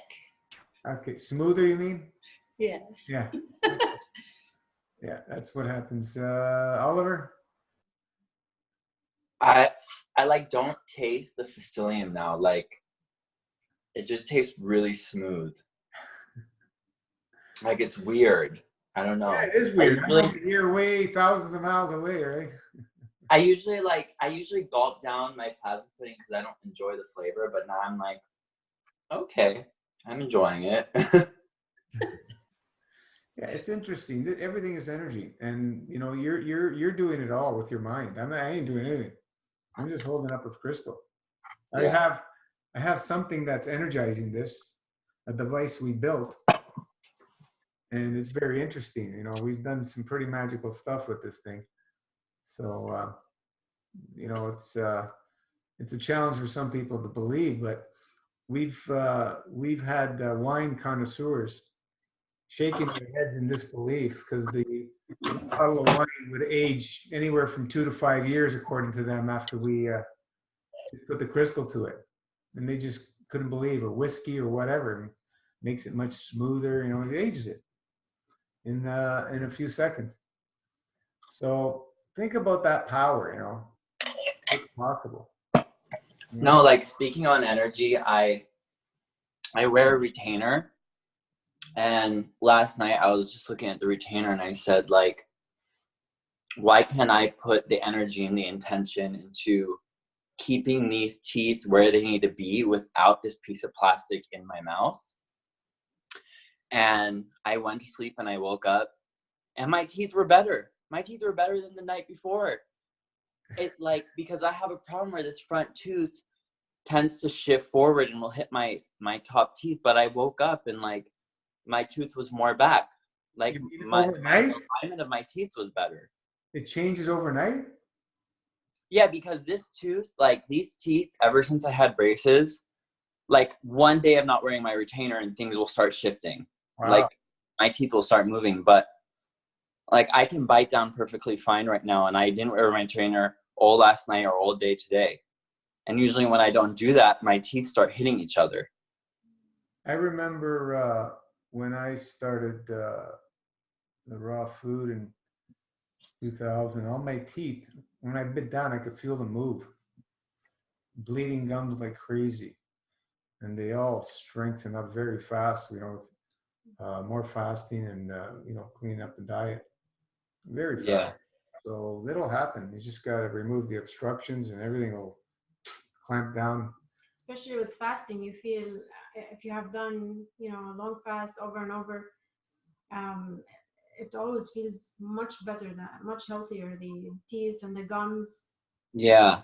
And that's why that wearing that plastic piece in my mouth, I felt like energetically, like the field reaction in my mouth, it was screwing something up, because I started to notice along like the base of my teeth, right at the gum, I was getting like blackness on the teeth. And that's right where like the plastic of the retainer kind of stops. Mm. And I don't know. I mean, that's just how I feel. I felt like that retainer was not working for me. And I like it didn't have service to me anymore. So I'm just not wearing it. And I think my teeth already feel better. But we'll see if they shift. I'll keep you guys updated. Yeah. Braces are difficult. I feel like not a lot of people talk about this, but it's like you do braces and then they don't really tell you when you get your braces, like you're going to be wearing retainers for the rest of your life. Like your teeth supposedly never really, like they settle, but you always kind of have to keep that shape. And I just find that so artificial that we have to hold our teeth to a shape after braces. It just doesn't seem right. Like I shouldn't have to have this external piece in my mouth to hold my teeth to a natural shape. And I don't know if you have any experience with this, with people's alignment of their teeth and their jaws. Nobody's really shared that, but that would be interesting for people with braces, and after, you know, doing some long fasts and so on and so forth, what starts to happen? Will they start shifting? Because, you know, when you're fasting, you go in the longer ones, especially specifically over and over, everything goes back to blueprint. And, you know, when we're born with crooked teeth, that ain't the blueprint. Mm-hmm. So, you know, it would be really interesting, you know, if people would share what happens over several years with their teeth that have been, had braces sometime in their life. That would be interesting. It's actually really funny that you say that because I am one of those people. Uh-huh. So the main reason that I had to get into master fasting was my jaw actually popped out of position. Ooh. From being under like crazy stress, acidosis, whatever, and having braces growing up. And I went around for like about a week with my jaw like dislocated. When was this? When was it? Yeah. 2000 and roughly. Oh, I know exactly when it was because I just got back from Germany. 2012, January. Okay, so it's been a while. Yeah, I didn't know about you until like about 2015. But I really still need to heal this. So they rushed and they gave me an MRI right away after it had dislocated.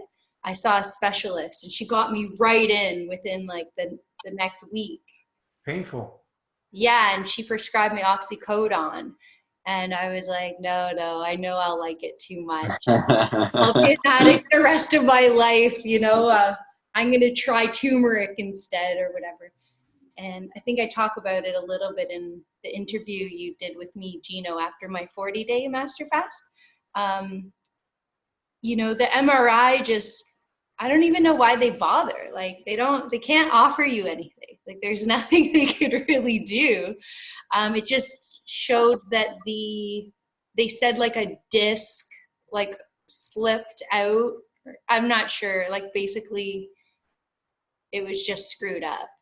That was the bottom line. And so, yeah, it feels like since master fasting since 2015 or 16, I think I found you, 2016, it feels a lot better. The only time it gets like there was all like pain in the connective tissue and fascia, like all in my neck. I had an ice pack with me for like 8 months. Then I had a car accident with whiplash, so that even made it worse. But it just feels like when I do the master fast, like I'm totally free of any inflammation, you know, pain in that area, and that it's actually able to regenerate. And then I did go for an x-ray recently with my dentist because my dentist was like, well, he specializes in TMJ, and I saw him right after my jaw dislocated. And he was like, well, you know, it's been a long time since we last checked your jaw. It's my responsibility to, you know, let you know how much it's degenerated since then. And so I actually, I laughed really hard because I put up a fight at first because I didn't want the radiation.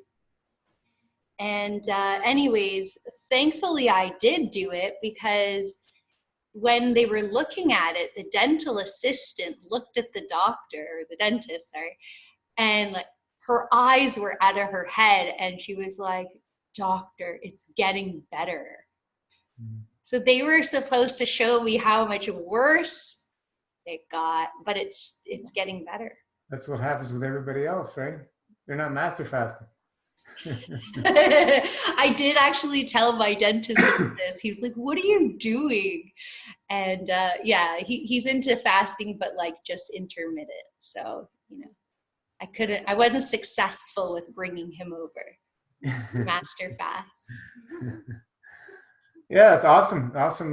You know, great that you shared that because everything's possible, guys. Everything's possible. Don't let any doubt, don't let anybody steal your dreams. Don't let any of that bullshit nonsense penetrate your brain because we've already been programmed with all that shit.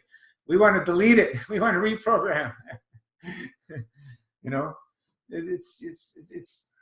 I see so many people taken down by fear because of what somebody in a white jacket tells them, and they just deteriorate overnight so quick. And it's so sad to watch because all the power is in your hands, all of it. You can accept it or give it a boot and delete it. It's that simple, really. Is it simple? Is it easy? Not easy, but it's simple, but we have to learn to consciously be aware of these things all the time. And it takes practice. And the more we stick around together and support each other, that's how it's done. If you're going to be sitting with people eating and pigging out all the time, good luck. Unless you are at a very high field strength that none of that bothers you, which I don't see anybody getting to that state unless they really put in a few good years. You're going to be taken down to their levels, because we've seen enough people over and over. It's just, so, you know, there's nowhere else I'd rather be. Where am I going to go? Being, you know, enticed to eat something and this and that and drink. Been there, done that. You know, so you know, being in a place where we can support each other is very, very important and crucial for probably 99% of people. You know, there's that little 1%, maybe, if that may be able to do it on their own, you know. But it's very challenging in today's day, in today's societies. But look at the results when you do. There's so many, it's endless. It's so much magical things happen. Like, it's just, sometimes I just open my eyes, I go, my goodness gracious, everything's possible. That's all I keep saying, everything's possible. One magic thing after another, after another, after another. Yeah. Yeah, it's nice when we share, you know, different experiences. You know, of course, with practice, you will know a lot, but when you share with other people, you hear more stories, you get more inspired. Inspiration, inspire, spirit, in spirit. We're inspiring each other. It's all done through the spirit.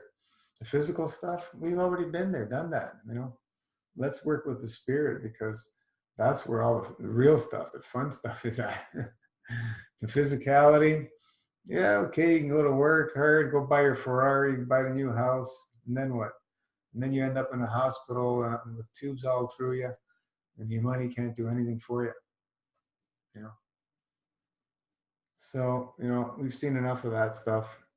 We got to humble ourselves and come back down and ground ourselves. Do the work. Do the work. And have do the faith. work. Just put it in, put the effort. Every little day, put some time and effort for yourself. You know, that's what it's going to take every single day. No matter how little of time you have, put something in for your well-being and balance and health every single day. A little bit, you know, keep adding to that, the time and energy.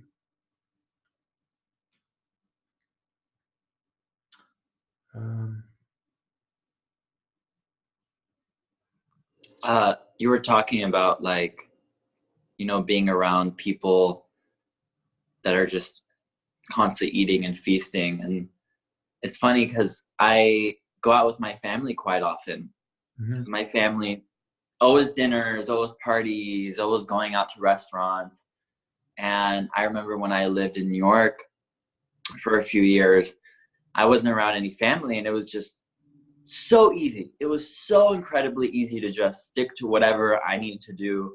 Exactly. But ever since moving back to LA, where all my family is, it's like I'm constantly invited to, like, restaurants and parties and all that good stuff. And it's like I can have discipline. Like, I'll go to places and I'll be like, can I just get a salad with no dressing? I'll put some lemon. Like, I can make good decisions. And even when I'm fasting, I actually find it easier when I'm fasting, because I just don't touch anything. It's really not hard for me, but I see the way it plays with my spirit. I see the way that, like, the next day, how certain foods will be on my mind, and it pulls you back. It doesn't let you move forward, I feel like, and it's tough. I mean, it's definitely, I found in my life, in terms of, like, friends and family and all that, I tend to avoid. I tend to just, like, want to be on my own. And I think a lot of people going down this path, they find that really hard because they don't want to let go of all of that. They don't want to let go of that group of friends that goes out all the time. They don't want to be the odd one sticking out, you know? And what can I say? I mean, you have to. It's just that they're not ready to make a big change. That's all it is. They're just not ready. Yeah. On the spirit side of things, you just haven't come to that place where, yeah, I'm ready. I'm ready to leave all that behind, all the materials. You know, that's where, you know, you choose your level, you know. Start slowly and build yourself up. And I'm sure with time you will know how to handle things. Do you know, Rana, I studied neuro-linguistic programming. I don't know if you've heard of it, NLP. And there's some techniques that help release the desire of foods, of specific foods. I don't know if I have not heard anyone talking about it, so I don't know if you encourage it or recommend it or anything. If anything can help somebody, use the tools, right? These are simple, yeah. Just programming tools. I remember this was with Anthony Robbins many years ago. I was introduced to that. Right. Okay. I just wanted to ask you about that. And since I have the mic, I have one question that's been sitting in my mind for so long, and I haven't been able to find the answer. It's such a simple question. It's on watermelon. When breaking a fast, when breaking the master fast system first, breaking the master fast and jump on eating, say my first food is watermelon, is it okay after so long not eating anything to eat the seed? Yeah. Or just the meat? You can eat them, you know. You can chew a few of them, swallow them whole, whatever. They're just going to come out, you know, when they're whole. No big deal. Okay. I just didn't know how sensitive the body. I haven't learned to read my body quite well, so I don't know how sensitive the body is to the seeds after, you know, having relaxed, whatever the word is, for so long. Most fruit has seeds in it, right? And some of them, like figs and, you know, watermelon stuff, you can swallow. Even cherry seeds. I've swallowed many cherry seeds. It's too lazy to pick them out. So yeah, don't worry about it. They'll come out and they get planted. Okay, thank you. I finally got my question answered.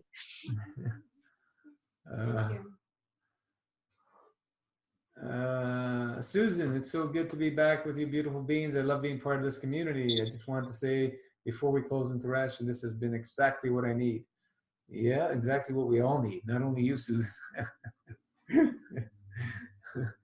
We need to be in a community that is supportive. Otherwise, you're not going to stay. You're not going to stick with this. I can't see it. I see what's happening out there in the fasting world of what people are doing, and it's nothing I want to be a part of. Very dangerous playgrounds people are playing in. Very dangerous. They just have no clue what they're really dealing with. And I was there in that place. It's not fun when you get injured and hurt because of ignorance. Some people will make it through and some won't. So that's the way it is. But when we have some knowledge, we can be very prudent. And today we have, you know, quite a bit more knowledge than 100 years or so ago with Eretz time. And we're more toxic too, like I was saying earlier. So we have to be very prudent in certain things, and allow. We're not here to rush anything and push and so on and so forth. That game doesn't work. People fall on their faces very quickly, and what's the point? You know, what's the point? Just hang it. Don't worry. Ignore it.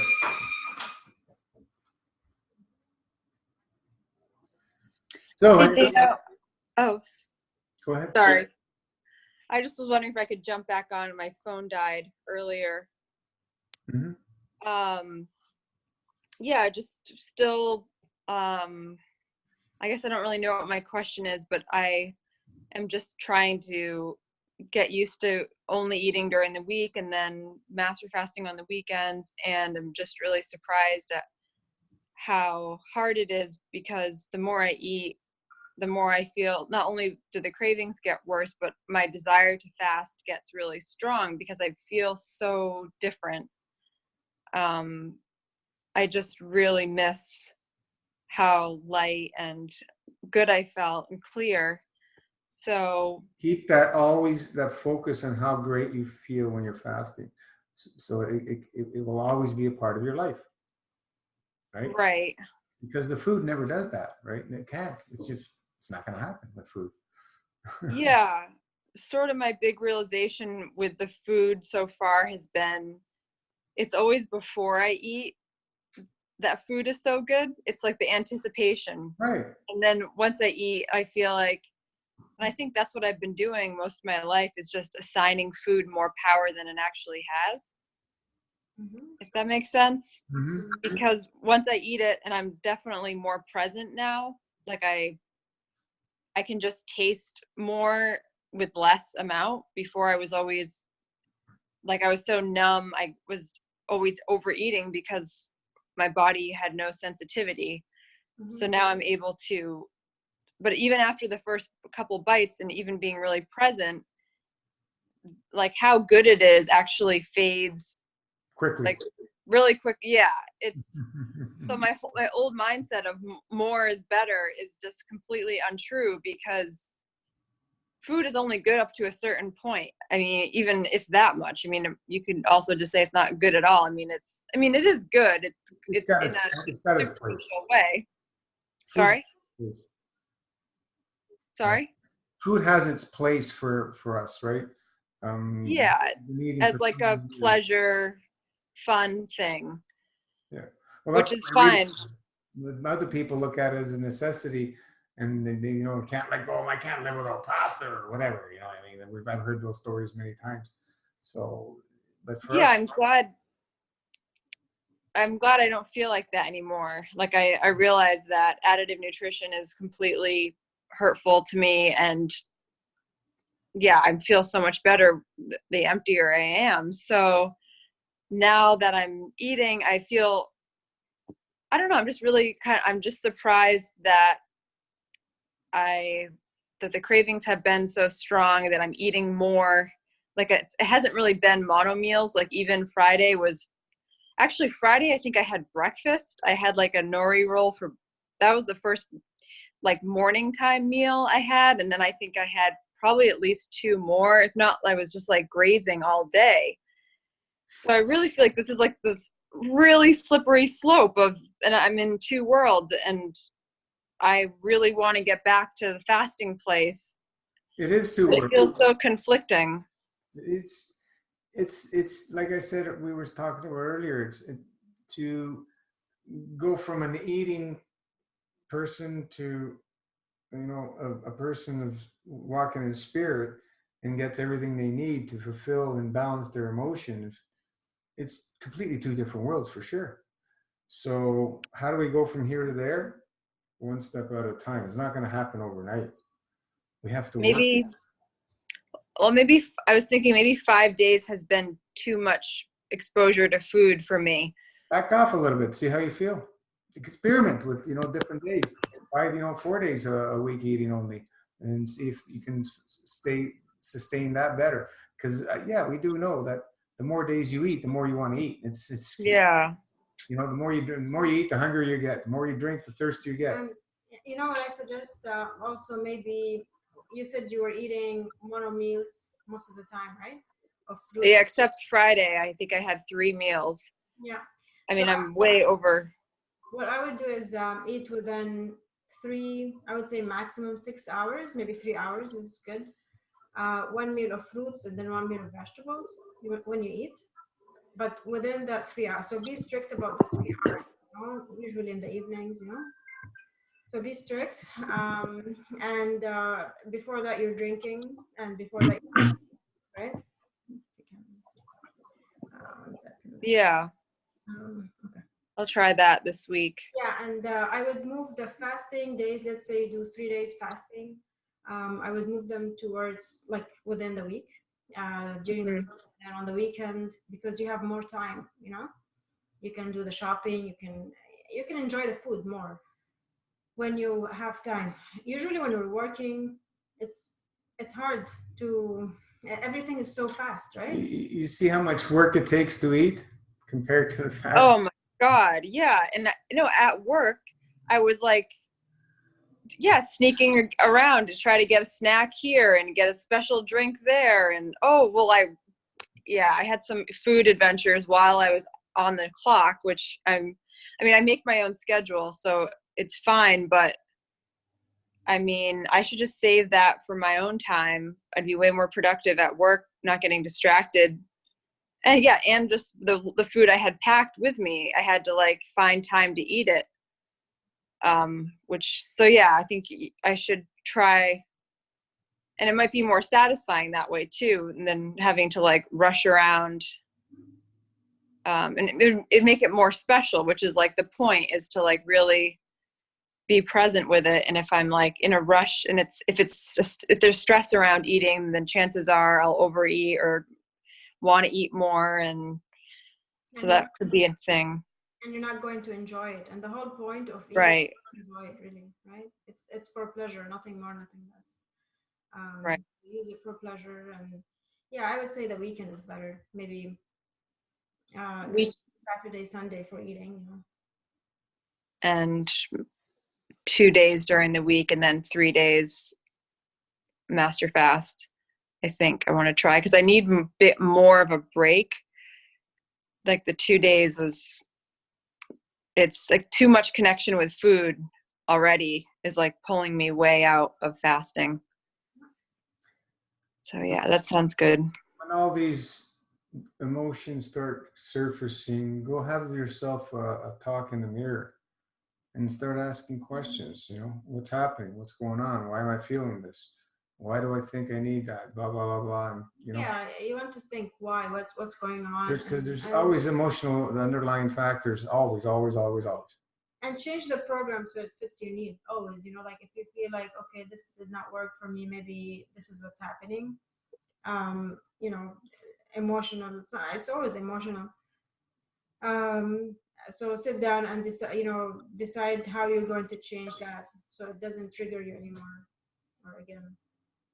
You know? Yeah, I don't want to feel like I'm like the cravings are winning, and that's what I feel right now. So it's kind of discouraging, but I think I can get back. It's powerful, right? You know, those things that come to serve, they're very powerful. These food addictions, we're not going to be able to let them go overnight. We need to come to the understand that we keep working with it, and allow ourselves to enjoy, and don't beat ourselves up when we overeat a little bit here and there and whatever. Just move along with it. But we have the knowledge now to understand what are the least obstructive foods, and the foods that are more obstructive. So when we do make the choices, depending whatever we're eating, we're going to, if there's something obstructive that we're attracted to, we're going to say, okay, I know how that's going to feel in my body now. Am I ready and responsible to, go through that experience? And if you are, enjoy it, but understand what you need to do and how you're going to feel after. That's it. It has I used to always say that pain or pleasure, and I used to, put it aside, and I always used to go for the raw foods before, like raw, and wouldn't look at anything else. So it's just going to be practice. It's, mastery takes decades. Yeah, and it's not about winning or losing, right? So maybe see it as an opportunity to grow, right? Whatever mistakes or something you do that doesn't feel good, it's an opportunity for you to reevaluate what's happening and modifying your program. So you have to play with it, and we support you. Live it, love it, all the things that come, love it all, and use the tools to move you through, to pull you through. That's all. We over and over and over, you know. Best thing for anything emotional, enema. Best thing for any pains or whatever, enema.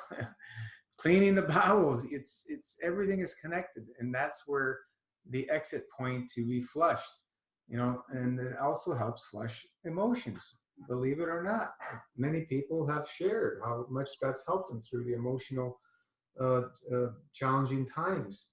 You know, it's out there, you know, most people are anal about enemas, you know, and I'm not one of them because I've seen how much they've helped me all these years, and I've seen how much it's helped so many other people, and if, everybody, you know, that's done 108 days pretty much has super bowels after they're done the 108 days. Why? Doing enemas every single day except the dry days. You know, and everybody's saying, oh, they weaken you, they do the bacteria and all the good. Oh, bull crap, man. We're seeing the complete opposite of because their understanding is through addition and our understanding is subtraction. Remove the obstructions, everything corrects itself. There's no ifs, ands, or buts. The soul comes into play there and it does it in autopilot, like we like to say. So once you have that understanding and you keep working towards it, it's either that you believe it or you don't. That's all it is. It's the only thing that's going to stop you is your belief system, because many of us have gone down these roads already, and that's what happens. So it's only the belief system and the belief system of the people that you socialize with, family, friends, etc., that's going to probably influence you in a different way, and that happens a lot. That's why we keep saying support system is crucial for any successes in today's modern world of stimulating this, that, and the other thing. Everything's a stimulant. Everybody's looking for stimulants, you know. That's actually, since you brought up enemas, I have a question about the Chemo board, because I'm about to buy one, and I just want to make sure I'm not going to get disappointed, because I totally agree, and I've experienced that enemas can solve basically any problem. But I think my technique has gotten, I don't know. I've been getting really frustrated with not being able to hold the water in, and because I used to be able to hold it in and for at least 15 minutes and do a headstand and really get a good release. When you're fasting. Yeah. Yeah, you won't be able to hold as much when you're eating. Right. Yeah, obviously. And so that's been really frustrating, and I'm doing a lot of enemas. It never seems like enough. Like 2 is not even that much, because it's only holds 2 liters, I think. Yeah. Anyway, so I have this idea that if I get this Chemo board, I'm gonna have like amazing releases, and it's really gonna help me now that I'm eating, and it's just gonna change my life. Do you think that's true? Or am I just setting myself up? I'm doing them every single day that I'm not dry fasting, even when I'm eating, because I understand that I don't want to back up my system.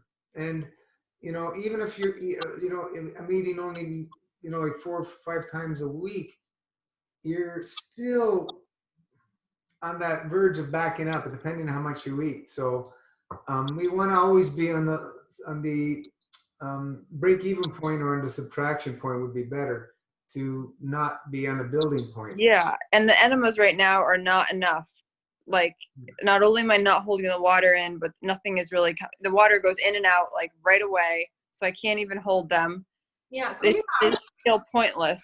For Chemo, you're lying there and water is continuously flowing in and you're releasing, continuously flowing in and releasing. Yeah, Chemos are great for that. You're more relaxed. You know, you don't have to get up and don't go dump. It's much, much easier. You know, you can meditate and you just relax there. And, you know, you got 5 gallons you can do in about 40-45 minutes, and it's done. Yeah, so, and then you can do another one if you want. Yeah. If you feel yeah. not efficient, because they are not efficient compared to Chemo for sure. But so if you feel you need help, Chemo definitely I can see would help. It's, you know, 20 liters of water versus whatever you can do with enemas. To do in an hour of enemas, you're lucky if you can get, you know, 6-8 liters through you. It's very time consuming. Yeah. And doesn't even feel like it's working that much now that I'm eating, because it just goes in and out. So I'm like, this isn't even getting anything out. Yeah. So I think I'm really glad to hear that. I hope the Kalima is gonna change my life. Well, you have more water washing, you're going to have better results, right? And then, every once in a while, go get a colonic, because you're doing anywhere from 20 to 40 gallons, and much more. So you're much more thorough washing. That's what we're talking about. I want to be careful that I'm not like, I feel like I could easily get into this mindset though, being like, well, I can just eat a bunch of stuff and get really obstructed and then go get a colonic. And that's super dangerous. Put it this way, if you're eating 7 days a week and doing colonics every single day, you're going to still you're still going to get obstructed. You need to be in a fasting state to go into elimination mode. This is where the fallacy is. Oh yeah, go get colonics, you're solving all your problems. No.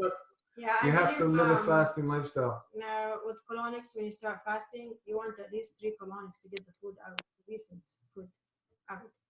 Yeah, I don't even want to mess around with that because that's just a waste of money to be eating a ton of food that you don't need and then spending all that to get it out. You really feel good. If you're overeating and doing colonics, it doesn't work. You're going to feel it. Yeah. You will feel it. The only thing, so it's not going to save your life. You still have to do the work.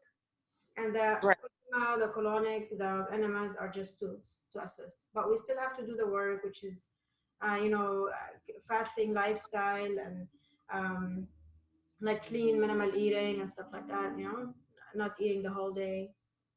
Yeah, we still have to do the work, but definitely they help. I mean, I love colonics. I love them so much. I really appreciate them. Yeah, for sure. Very important. It's a very good tool, Yeah, I can't afford a colonic. I got one back in June after about 30 days. Enemas are great. I mean, colimas are great too. Yeah, that's I think that's all I can really do at this point in time. Enemas, it's a great tool. If you're traveling, bring your enema bag, no matter what. Always bring your enema bag. Yeah, if I'm traveling, yeah, for sure. Well, that's good to hear. I'm excited to get a Kalima. I bought mine, I don't know how long, it's about 15 years or so ago at least. And, I was done with enemas until I went traveling a bit. Kalima, that's all I used. And it will help me with how I was getting backed up before on juice, all the acid. I think it's because I wasn't releasing enough. So maybe I'll be able to have more success with more juice once I'm doing Kalimas. Oh, you're shaking your heads, yes? Yeah, for sure, 100%. Yay, good, okay. We need all the help we can get because things are not working properly in a plugged up body. And as the more you release, things start working better and better. And that's what I was saying earlier. You're not going to be able to hold as much water while you're eating when you're fasting. When you get in a fasting state after 2-3 weeks, 4 weeks or whatever, you'll be able to hold much more water. A master fast, master fast is so much easier when you're washing your colon properly. Like much easier, much less detox symptoms. You can go further and I don't, when I'm doing colimas, you don't really have to worry about holding. It's just the flow. The flow is going to get you moving, water going in and out. That's what's going to trigger you don't have to worry about focusing on holding like you do with an enema because you got a small amount of water, you want to hold it and let it soak in. The Kalima's working in a different way, right? It's flowing, or a colonic, right? Colonic's even better, but we're just think of a river, a stagnant river versus a flowing river, right? A flowing river is always going to be cleaner than a stagnant. So we just allow it to keep moving and flowing. Excellent. I can't wait. And like I said, I've done, sometimes 3 Kalimas in a row. Mm-hmm. That's really felt, I got, there's something that wants to come out and bang, and third one, still got releases. This is why colonics are still a great tool to use those, every once in a while if you can. But if you have a Kalima board, you just keep doing more Kalimas. What about a homemade Kalima board? Yeah, why not? Sure. To your handyman, no problem. It's not hard to make. Yeah. Yeah. I don't remember somebody made one with a kind of surfboard thing. But you can just get some plywood or a piece of plastic if you can or whatever. You can make one. You know, it's not rocket science. It's pretty simple. Miranda, I wanted to just say that I really connect with what you were saying about eating after the fast, how that anticipation for the food is literally better than eating itself. And I just feel like eating after the fast, it's like those first few bites are like wow, and then like you continue eating, and I think it's our natural human instinct. Like we get sick of the food that we're eating when it's a mono meal to show us to stop eating. It is that natural instinct, but I feel that sort of like the monkey mind starts jumping to like, oh, now let's put hot sauce, and then we become condiments. It's all about the condiments because we want to make food exciting, and that's something when I break my fast I really want to work on is when food gets. It's not the thrill of the chase, as they say. So, the same thing, you're getting excited, you're socializing with people, this, that, and getting together, maybe preparing meals and all that, and then you go down, and then you put it in your mouth, and you got that sensation, wonderful, and then you swallow it, and it's all gone. Mm-hmm. Right? And then you got to deal with it, which is fine. We enjoy it. Like I said, I love to eat, but I love fasting way more. There's no comparison. Yeah. Yeah. And for me, though, it's like it's always more and more and more. So, like, one thing that I personally want to work on after my fast is, like, when the food gets a bit boring, because even for me, like fruit, like everything gets boring at one point, is not to go and keep adding more, like not to go in the next meal and make whatever I make, not to go add more spices or start including salt in my diet and then starting adding hot sauces and, make the food more and more and more stimulating to a point where you're eating junk food. You're just back to the most stimulating food there is. Yeah, I think you hit the nail on the head. It's, making the food stimulating versus, and that's why I was going to say about Rana when she was talking about being tempted by this tomato, because when I was really deep in my fast, I was never tempted by fruit or vegetables. I think because my body knew that they're not addictive. And I was like, I only want those like scary, crazy foods that are going to make me feel stimulated and high. The fatty fruits are addictive. Yeah. And yeah, anything with fat or salt. And so I noticed now that I've been eating more complex things, like I make these nori rolls with hummus, and I've overdone it with all the condiments, with hummus, with nutritional yeast, which I found out is a salt. Yeah, I really am determined this week to make mucus-free hummus because I really like having this like creamy sauce. I don't need to do it with fat, but anyways, it's with hot sauce, hummus, nutritional yeast, anything that I can like add is what creates my monkey mind to thinking, oh, new combinations, blah, blah, blah. But when I just have a bowl of melon, I'm just like, I mean, I love melon more than, I think it's my favorite. If I had to have it, but before I liked melon, I mean, I really like melon juice. I really love juice. If it's not sweet and hydrating, it's not, I basically don't really, really want it. Like my body doesn't really want it. So if I'm eating anything that's not juicy or sweet, it's going to turn me into like in my addiction mode. So it's just super dangerous. I mean, I had my first slice of vegan pizza this week, and then I had some vegan sushi, and I'm experimenting with these denser foods, and I don't know why, because I really just like sweet fruit. I mean, I know why, because I've been testing myself to see if I'm gonna get sucked in. I was like, oh, you think that having a slice of pizza is gonna throw you over the edge and you're gonna lose your mind? Just fine, have the pizza. So I was really nervous. I was like, I'm not letting this pizza like be this giant fearful monster thing. Like, have your pizza. And as I was eating it, I was like checking in with myself, like, if I wanted, would I eat an entire vegan pizza? And I was like, hell no, that would make me sick. I was like, I'm fine with one piece, but actually one piece is really heavy. And I mean, I would rather have a raw pizza, definitely. So now it's out of my system, and I know because I was really tuned in. But I think the way that I used to be is I was so fearful of all food I was like, every food, I was like, I shouldn't be eating this because I wanted to just be smaller and I had really bad body image issues. And Yeah. I just wanted to never eat. But now I'm learning, like, I don't need to be afraid of any food. I can just have it and ask myself honestly, is this what I want? And chances are, if it's not sweet or hydrating, I don't want it. Yeah, it's never extra. It's like we were saying, that anticipation, once you eat it, it's never as good as you think it's gonna be. It never gives us that like satisfaction that because it's emotional. It's that food is not gonna feel that satisfaction. And yeah, it's a memory of being satisfied that is false, because that food never satisfied me. It kept me on this endless chase of like more salt, more this, more that. So that's not satisfying. That's hell. That's addiction hell. And that's why I started doing this, because I want to be free of that. I like eating a ton of watermelon. I can eat a lot of watermelon. But I'll stop and I'll just be like, okay, I'm fine. Like, I don't know. I like just being in the natural state with natural foods and feeling like I'm not in hell. Yeah.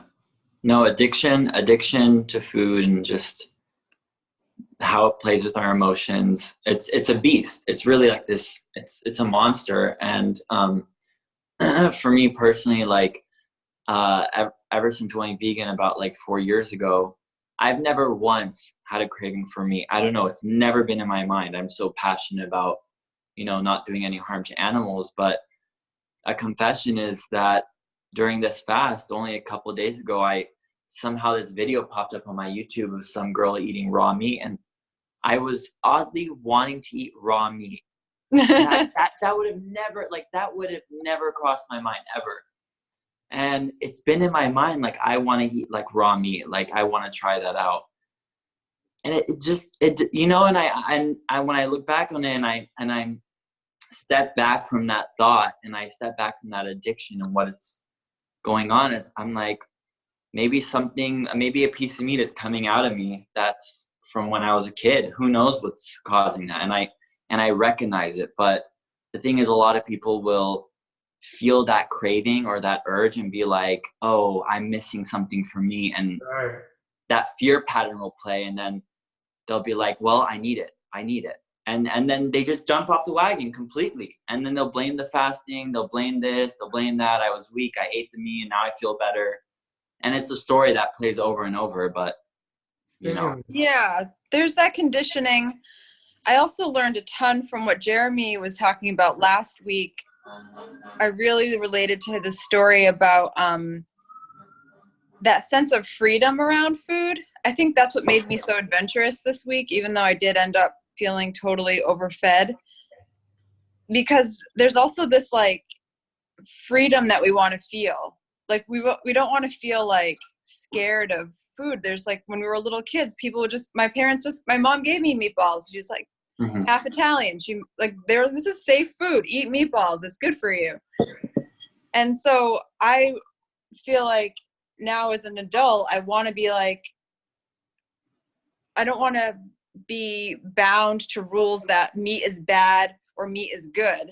Yeah. I just want to be able to say in my mind, in the moment, is this good or bad for me? Let me try it and see. So for me, I mean, I can't imagine eating animal products right now because it's so obstructive, but I think it's possible if someday I'm like, I just want to, like, I'm open to it. Like, I'm not going to ever like imprison myself like that again and tell myself things are good and bad, and just be like, I know what the consequences are. Like Gino was saying, if you know what this stuff, there's different levels of obstruction everything does to you. If you're aware of what they are and you accept what they do, then maybe someday I'm like, I want to see how bad it feels to eat a burger or a chicken wing or whatever, and just try it and remember, okay, this is what it does. Do I like it or not? And not ever like put these labels like, it's a horrible thing, it's bad, because that's what feels somehow really triggering. Yeah, and I feel like that's the beauty of Master Fast system. It's like when we tap into this realm, it's so freeing. It's like we feel so much love. We feel so just like we broke out of that jail. And then when we go back to the food, I mean, like the first time I broke my master fast, I felt so happy. I felt so free. Like every other time I broke a fast, I felt so much fear, so much like frustration and stress when I was breaking the fast. But when I broke a master fast, I just felt amazing. I felt like a little kid. It was so much fun. And that's what I get what you're saying. It's like you've tapped into that like freedom feeling, and now you're just like, well, you know, like I can try it, you know, because we have master fast. Like we have this system where, you know, God forbid we do get really backed up, we made the wrong choices. It's like we have this system, you know. Right. I think and like that's we why trust it. We feel safe. Yeah, I did go a little hog wild with that feeling this week. It was really fun and exciting, and now I'm a little backed up, but I'm like, I know how to get back. And it's just, it is like a little kid in a candy store, like, oh, I didn't know. I'm like, yeah, I kind of knew, but I just wanted to know again. Yeah, And you know, that's all. If you decided to ever indulge in a piece of meat or flesh or whatever, fish or this and that, don't beat yourself up. You know, there's people eating, you know, flesh 3 times a day, 7 days a week. If you have something, you know, very occasionally, you can easily handle it. Yeah, but you deal with the emotions of the animal and so on and so forth. So, and then you're going to smell it coming out, and you're going to have more of an understanding, especially when you're in this state, and you'll decide if you want to continue that or not. But it's the whole thing is allow things and don't beat yourself up when you go off track a little bit here and there. Be responsible. You know, be responsible, because it's always your responsibility, right? Yeah, of course. Diet, breaking fast and stuff. So yeah, because I've never tried meat in a clean body. When I went vegan, I was just ridden with health problems. So I shared my experience in Italy a few years ago. I'll look it up in the group. After 20, at that time was about 25, maybe 25, 26 years never eating meat, and I ate meat. So I shared my experience. Earls has his hand up. Go ahead. Yeah. Hello, everybody. Hello. I wanted to join the conversation a while ago, actually. So I'm not sure how do I start. Any way you like. It's an open floor. Oh, yeah. Whatever you want to share. Yeah, well, my name is Uros. Uros, you know me actually by name Ipao. This is how you read it. Ipao. Yeah. But it's actually Uros.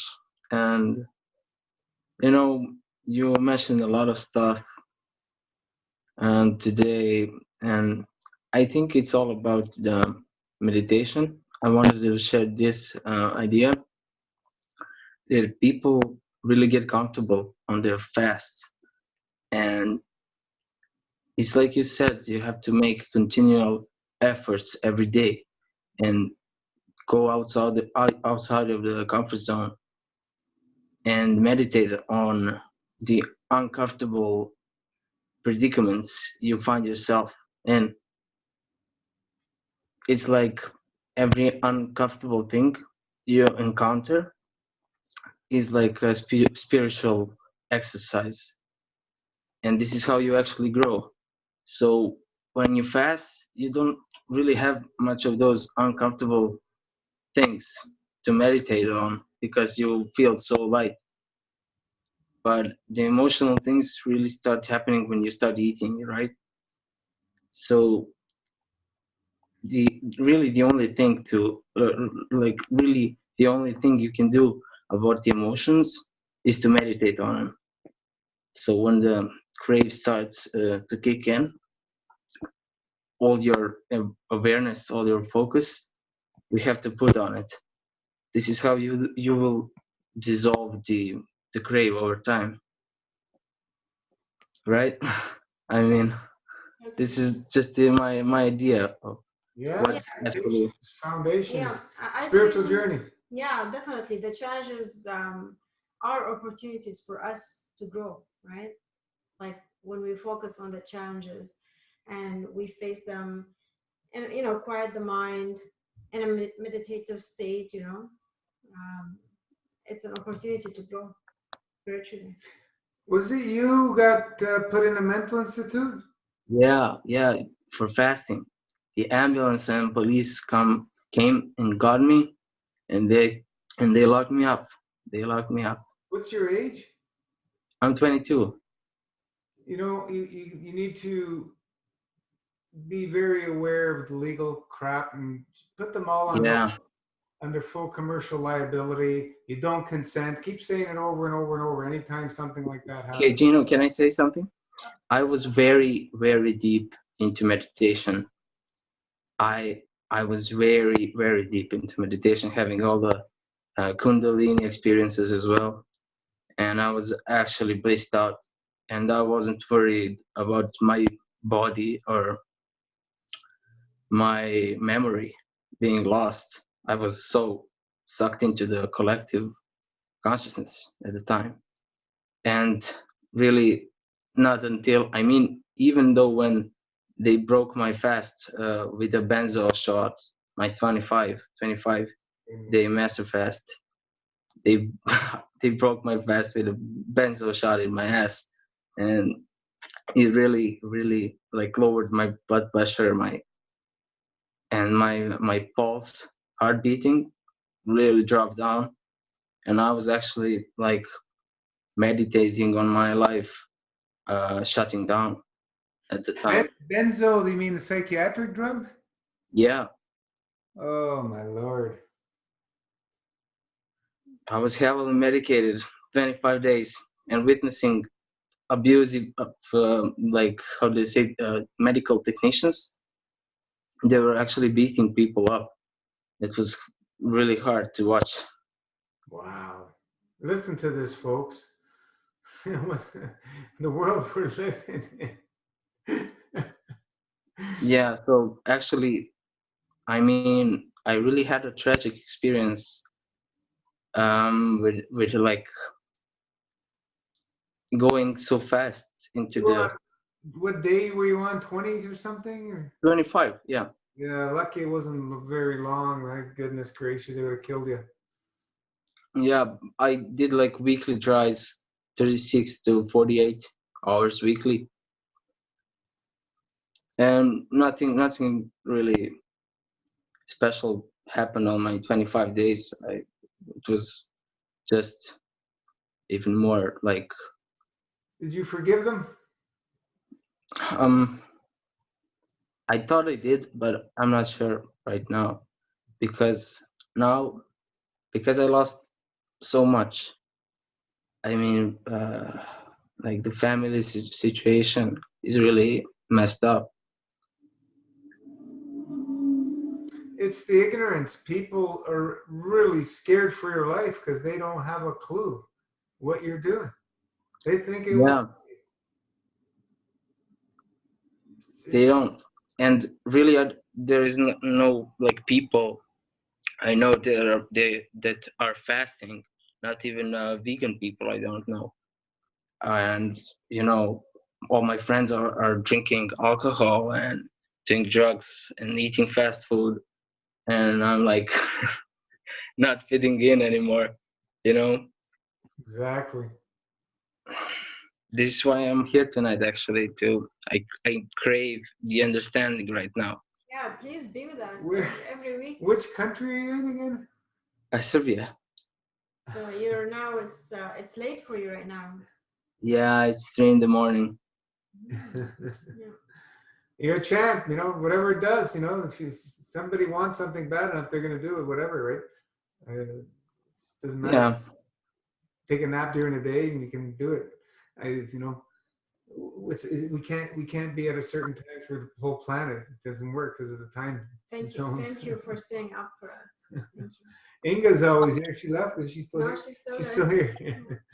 Inga's in European time too. She's in Ireland. Eros, how many fasts had you done previous to the 25 days?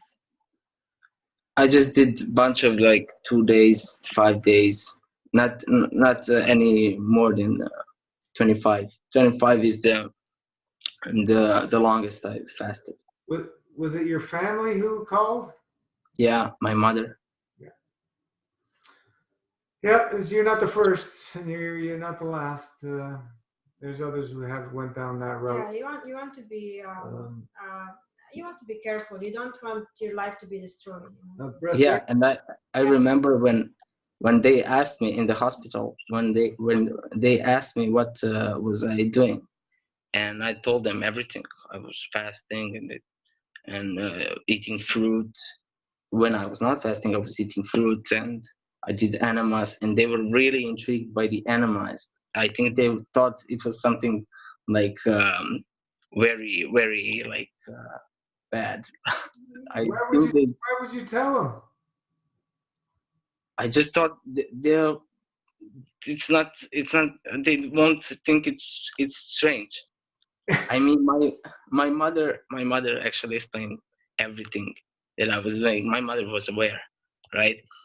So this is what she told them that I was doing. So I was explaining myself. Yeah. And now, how is the relationship with your mother? Well, it's really, really bad. I can't even talk to her without getting graves. It's like very emotional for me. Yeah. Because I'm not sure I can ever have a good relationship with her again. You know. Well, you can't. You gotta learn to forgive, right? They don't know what they're doing. They really don't. They're doing it for the best interest of what their belief system allows. Yeah. I'm aware of it. Yeah. You know, maybe the transformation was too much, too fast, right? With especially with the meditation that you were doing, maybe it was too much for not only for like for you. Yeah, you were handling it, but family. Maybe it was too much, and you want to kind of, you know, find what's the easiest way to do it so you can benefit and at the same time they can support you. It's tricky. It's a fine line. Like you have to just, you know, meditate on it. Do you live on your own or with your mother? I'm living on my own. I'm at a friend's house right now. Before you still trying to find my own place. I got a job. I'm now searching for a place to rent. You know, taking it a day by day. Before that, you were with your mom? Yes, and actually I was working in. I had a job in Greece. It was abroad, so I had my own place there, and it was really, really easy to like mono watermelon and eat like 3 days a week, like, and I didn't even lose weight. Awesome.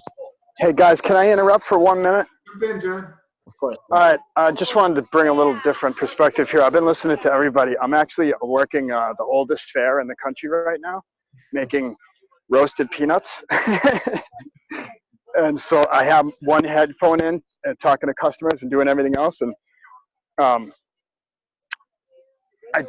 I don't know. Peter, thanks for everything. I'm still trying to think of what you said, figure it out. And I listen, brother, what you're talking about right now, I totally get. I totally understand. What I'm learning to do now is that when you're around people that don't know what the heck we're talking about, we have to try to pretend like we're normal. Yeah. At least I find that works much better. And when I come to these places like this, I actually have to catch myself because I'm just going a little too far out there for the general public.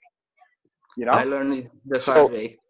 Yeah, I know. And listen, I've gone through what you're going through, brother. Believe me. Well, maybe, you know, whatever. But yeah, I get it. My family at this point, I've been in psych wards. I have stories and a half. My family says nothing right now. They love me. They just want me to be happy. And now I say when they go, "You eating?" I go, "Well, yeah, but just not what you guys are." Like I got that now, you know. So it's not easy doing these things, but until we can learn how to actually ground, we're not going to be able to. I don't feel be secure with the higher levels that we can get to. It's not going to be comfortable. It's going to be way out of balance. So we have to be okay with this plane. Doesn't mean we stay there. And then as far as the meditation goes, like I've meditated in the past. I'm not a big meditator. When I drive around, when I'm sitting here just like in a zone, I'm meditating and like that's plugging in for me. My imagination to me is my astral projection. That's all of that stuff. So it's just, so you don't even have to, you can still walk around amongst people and sort of be above the fray, if you will. It just takes a little while of work. And I'm at a huge fair right now with all the junk food in the world. Once you get strong enough with yourself, you walk around and you're literally, there's examples all around you of what's going on, like funnel cakes, like, it's circus food, it's carnival food. It's unreal. And it gives you a better perspective. Like, it actually makes it easier to go out amongst them because you see what you could be, in a sad way. Like, once you get the detox compassion a little bit and it doesn't bother you so much, you realize that they don't even know what's going on. You can't let them bother you. They're just doing their best. So I got to get to work, you guys. I just want to send some love and tell everybody I love them. I tried, Gino, there was they had monster trucks earlier. I was walking and I tried getting a picture in. I don't know if anybody saw it, but whatever. I love you guys. Just keep doing what you're doing. Everybody with the family, the younger guys, just be patient. Yeah. Don't scare them. They don't know what we're talking about. You know what I mean? They're lucky that they got us into the psych ward, they think, and they're trying to help us in that way. They just don't know any better. Exactly. So don't push it.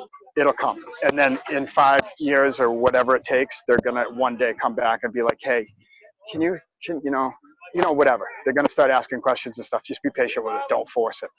And don't make any absolutes right now. We have no idea what's going to happen tomorrow. Just let it go, man. That's it. I don't care about the past anymore. I don't care about the future so much. It's right now I feel good. Yeah. We lost it. Everybody's reading the notes, I assume, on the chat.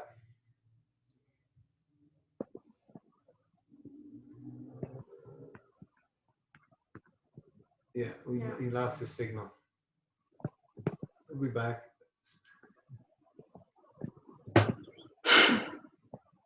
So yeah, Eros, that's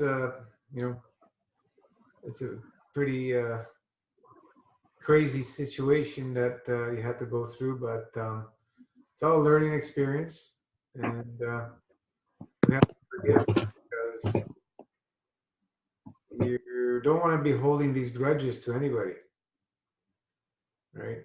You're not gonna be happy holding grudges, especially your mother. It's okay, yeah. He does. I don't think he has bad feelings. It's just, it's not easy for him right now, right? Yeah, it's tough. After what happened, to be injected with benzo on day 25. Walk us through your experience in the psych ward. Oh, no.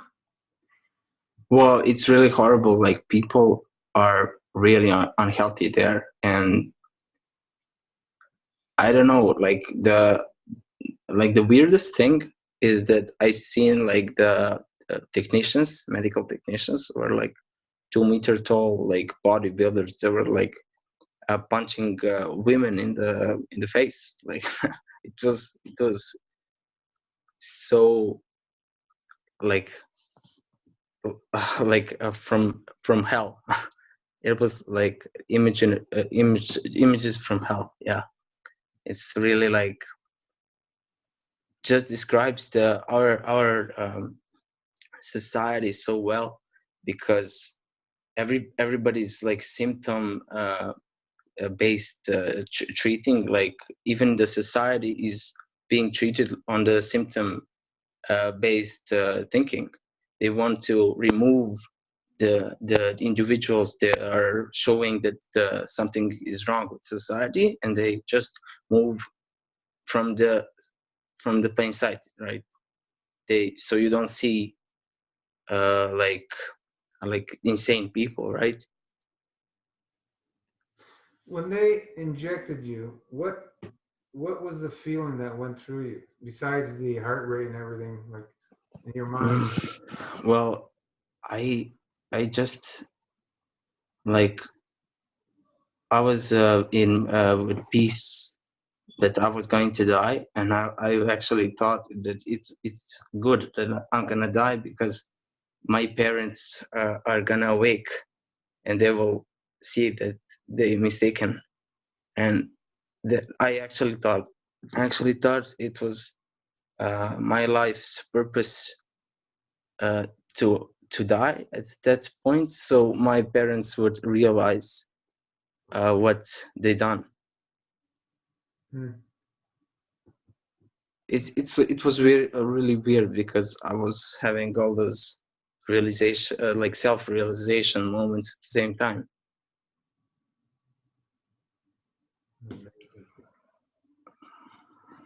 I was not afraid. And they fed But you ate? what? Sorry? They fed you, they gave you food, you had to eat? Yeah, I had to eat like processed meat, or they would up my dosage. Oh. So how did you get released after? Actually, my mother like signed the release, because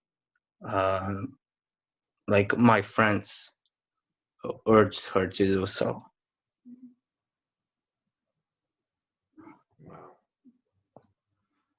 Yeah, and the really emotional experience I had when I was out, and about 2 months after I was out, I actually experimented with some mushrooms, psilocybin mushrooms, and man, it was so sad, like so sad. I was actually then afraid that I was gonna die, because I felt like my heart was turning into ice from the sadness I felt at the time on the psychedelic effects. And I was like, I just remember feeling like I was left alone in the world without nobody. And I think it's actually the truth that we are all alone. But yeah, I actually fell into some kind of a rut a few weeks ago, and really struggling to eat clean. So I guess I could use some support system. Mm-hmm. Wow. Well, thanks so much for sharing that, because I remember you mentioned that story to me. I'm going, oh my God, not another one. So you're back on, you're cleaning up your diet now, slowly? I did like a 5-day MFS on the season change, and after 2 days, no, actually I ate 1 day only fruit, 1 day after the 5-day MFS, and the day after I ate some bread, and I actually chipped my tooth on the bread. So I was so frustrated and miserable, and I just wanna distract myself, binge, like dope binging all day, watching TV shows and eating pasta. Yeah, it doesn't serve us, even though we do it sometimes. Yeah. Gotta be real careful. Yeah, so I would choose, a lifestyle that fits you, and Cooked fruit. you decide what's best for you. Cooked fruit is very satisfying, and you're not going to have the problems with the other cooked stuff. You can go to squashes, tomatoes, zucchinis as part of the squash. There's so many things you can do as you stay in the fruit realm. I'm planning to do a longer MFS when I get my own place. Do you think it's something you would recommend? Because we recommend you choose one of the levels, like 2-3 days a week, and continue with that for. Yeah, this is relating to the craving. I feel like is it gonna fix the craves? The cravings? The cravings. Yeah, So, cravings. the more eating days, the more cravings you will have. So if you want, maybe do 5 days a week of master fast, maybe 2 days a week of eating. And when you eat, you know, like do intermittent fasting, maybe eat within 3 hours, a fruit meal and then a vegetable meal, and stick with that. It's a lifestyle, you know, like to get the best results here. And also you have to clean up now all the medications and the bad food, and right. So Oh yeah, yeah. When I started eating clean after I got out, the nightmares. Oh my God, it was Yeah. hellish. It was all the like I had the medication for like a schizoid uh, I don't know like schizophrenia or something like that. And it's like I looked it up online. The drug is named haloperidol, and it's like the strongest antipsychotic you can find. It's like the really strong medication. And after I started cleaning without, like the nightmares were so brutal. Like, Oh yeah. oof.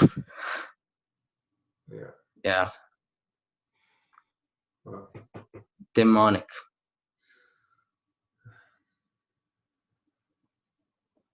ignorance does some crazy things. yeah, you have been through a lot. When was that? It was in January. I got out in January. Yeah. And you stayed there for how? Sorry? You stayed there. I stayed there 22 days.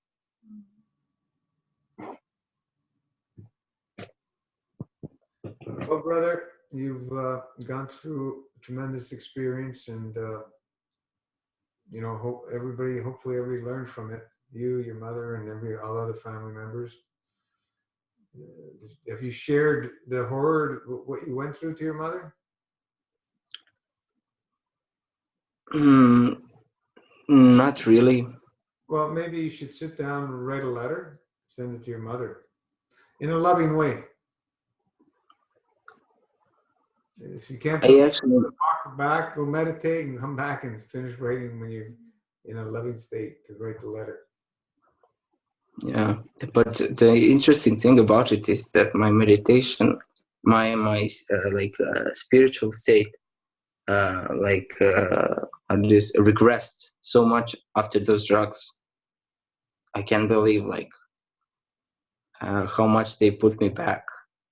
Yeah, well, that's what they're designed to enslave everybody. But you know, you can wash it all out of you.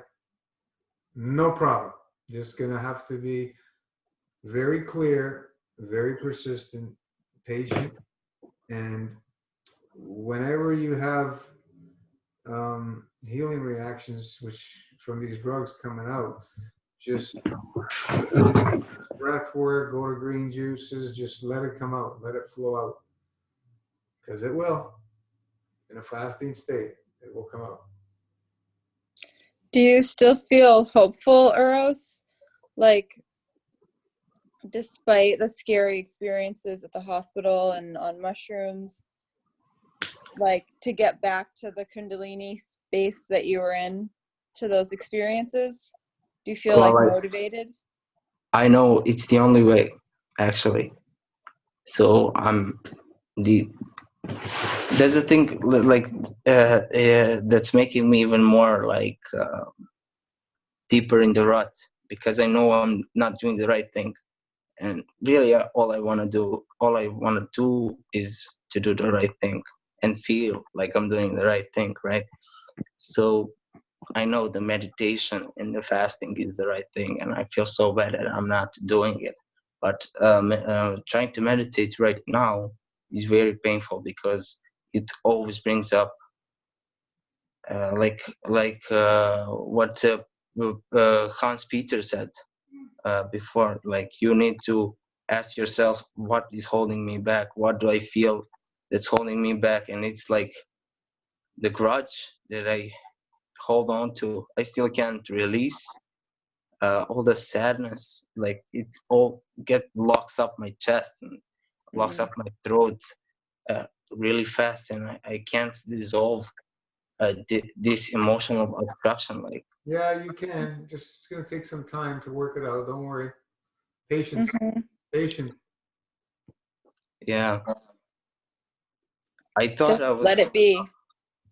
I thought I was over it, but like I know I'm not, because now I'm just like fantasizing about having a better life, you know, not doing much to solve these things.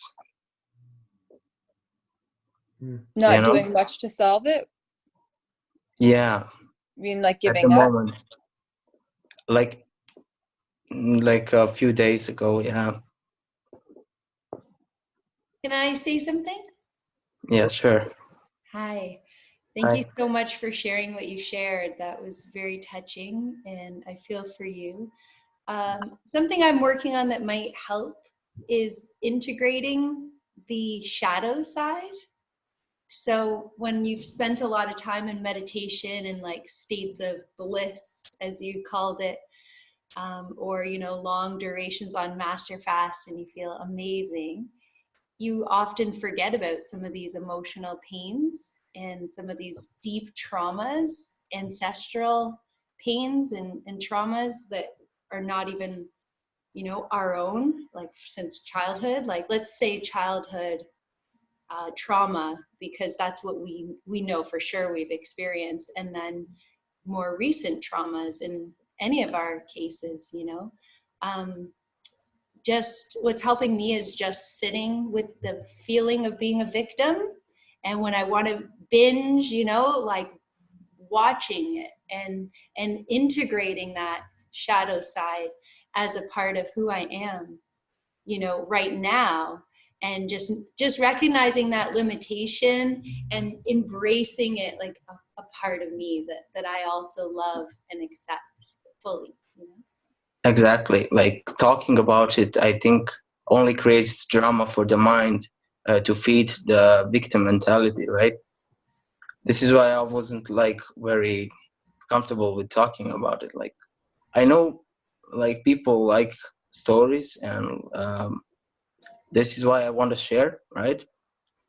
We all go through things, and people can learn about it. Like for sure, I shouldn't have shown my mother what I was doing, right? I shouldn't have done massive fast while I was living with my mother, knowing her, right? But yeah.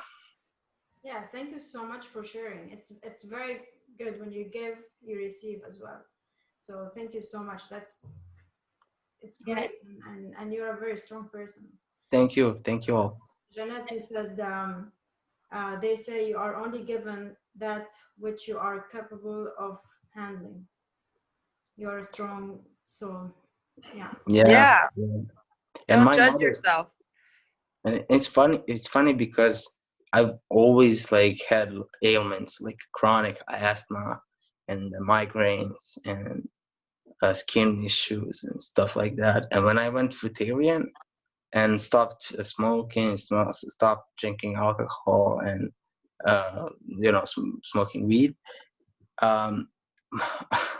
my mother actually like didn't like the change I was making, even though all my ailments disappeared, right? She liked the smoking Urus who came home drunk and was cursing at my brother or something like that, And when she saw this Urus that is in peace with everything and full of joy, right? Like jumping for joy, as you say, and going to the park and just observing the nature and flowers and stuff. She thought that I was psychotic or something is wrong with me, So it's like everything is pushing me to those days when I used to drink alcohol and smoke weed and eat like fast food. I get so much incentives to do that right now, and zero incentive to live the lifestyle, right? Except I know that's the only right thing. There's not zero incentive. You know the incentive. You told us it's the only way for you. We're here. You tasted it. You know, once you taste it, you can't go backward, even though it's there pulling you backward, or you can feel the desire to go that route. You're a different person now. Yes. I think what you're saying is just hard though, because you obviously have some, I don't know what amount of. We lost it. And to just say you don't care what this person thinks about you, that's like the hardest task any of us have to do, is letting go of our parents. And that's what it sounds like you're going to have to do, because if she's accepting you when you're toxic and pushing you away when you get healthy, that's a toxic relationship. That's obviously someone that doesn't really care about you, which is heartbreaking to realize. How could my mother not want her son's well-being? Like, that is really a sad thing. And to accept that and let go of it, that sounds like what you're up against. And that's probably the hardest thing anybody has to do, is letting go of their own mother. I mean, how could you must feel, really betrayed and grieving. And I mean, I don't know. I don't think you have to let go of your mom for the rest of your life, you know. Or maybe just a little while. No matter how evil a mother can be, I would never give up on a parent. You just, yes, you will feel sometimes this way, but honestly, she's your mom at the end of the day, and you just do whatever you can to help her. Yeah, and I have to interject too. While I love what you shared, Miranda, and hi, thank you for everything tonight. I do have to disagree on the fact that his mom doesn't care about him, because I'm in a similar situation. I've dug really deep for answers. I've sat in silence for long durations, 10 days silent vipassanas a couple times, and just meditating on it. My dad is the exact same as your mom, and I know that he loves me. It's just that he doesn't know how to handle this new Jeanette. He knew how to handle the one that had all the sicknesses and all the addiction. He knew how to tell her, I'm here for you, don't do those things. Now that I'm well, he has no idea how to deal with it, and I think I'm kind of surpassing him. And sounds like you are with your mom, in terms of your spiritual journey or your soul's journey. So you're kind of speaking to her soul there. She knows she needs to now make some changes, and she doesn't want to. So she's just staying where she is. And that's where the resistance, I think, is coming in. Yeah, I guess I was saying, don't feel pressured to be like what she accepts. Yeah, not that she doesn't care about you, but that if you're feeling like pressure from her to go back to how you were, that that's not what you want. And she's just like that for the reason Jeanette just said. She's comfortable with that and doesn't know who this new Eros is. And I think that we're all surpassing our parents, probably. I know I can say that, and what's happening in my family, my parents are we just are scared of you because this is not you, and we don't know who you're becoming, and we want to know. We like the predictability of all these toxic behaviors that you had before, and it's so foreign. The change happens so quick. It's the environment and the people around you often can't change fast. Adjust. Yeah, they can't change fast enough, and that's why it's best to go choose your own level. Don't go too fast. That's another, I guess, lesson for everyone, that we don't need to change too much too fast, because the environment is not changing fast enough, and our emotions as well are not changing fast enough. So just make it a lifestyle and take your time and enjoy, and slowly your mom will adjust, because the change is not so fast. They will adjust, our parents. At the beginning they will they will do things that would hurt you, and that's very, very sad what you went through. it's really sad. It's the most extreme case that we have ever heard of since for over 4 years now. That's the most extreme, you know. So some cultures, I think, are tougher than others, you know. And it sounds like your mom is very tough, you know. No, there was somebody else. Yeah, somebody called the police, but they wouldn't inject you with benzo. You know, that's a little bit too much, or give you some crazy drugs. Yeah, that's way too much. That's the most extreme we have ever heard of. You heard yours? 30 days Okay. they were locked up. Yeah. Oh yeah. So that's up there, you know. But our parents do change, you know. Like my dad, the first he came here. He doesn't live here, and he came day 100. I finished 108 days. My first one. I was 40 kilos. Okay. So small, the smallest I've ever been, like on that age. And he came day 110 by accident. Okay, I mean he planned it, but it was like the same day 110. So I only broke it for 1 day, and I was eating fruit. It was like the morning, and I live in his place, and I was eating fruits, persimmons. I still remember everything. And I was like, Dad, would you like some persimmons? He was like, that's all you're gonna eat? And then I was like, what do you mean? You know, you're sensitive when you're starting to eat, you know, you're going back to food, you're sensitive. And he was like, you look like a stick, you know? And then I could not take it. I was so emotional. And I gave him a lecture for like 30 minutes, you know? I could not stop talking. You know, my dad is nice, you know, so he will take it. You know, he knew, he got the message I was not happy. And he knew not to talk to me too much about these things. So yeah, I mean, he's a nice guy, but some parents, I guess, will be more aggressive. And that's it. It was really hard. It was hard for me to. I mean, my mom died when I was a kid. I was 11 years old. And I told him my mom didn't have to die. And he was the one who made all the decisions about her chemo and everything. She had cancer. She did not even know that she had cancer, you know. He never confronted me. It was between him and the doctors because he wanted to protect her emotionally. And I was like, you know, I went like, I everywhere I can hurt him. I mean, I just, you know, I didn't care. I was so hurt that I wanted to face him and tell him she didn't have to die. I mean, what you guys, like basically what you guys know is nonsense. You don't know the truth. The truth is that she didn't have to die. So yeah, so it was very emotional. But he, at the end of the day, he wants the best for me, you know, for sure. And after that, I broke the fast. I gained weight, the weight back, and then I did another long run, and I gained the weight. And after that, nobody talks to me about these things. Nobody talks to me about losing weight because I gain it, and then I lose, and then I gain, and then I lose. So they don't care. They know I'm alive. I'm fine. I'm not. If anything, I'm extremely happy.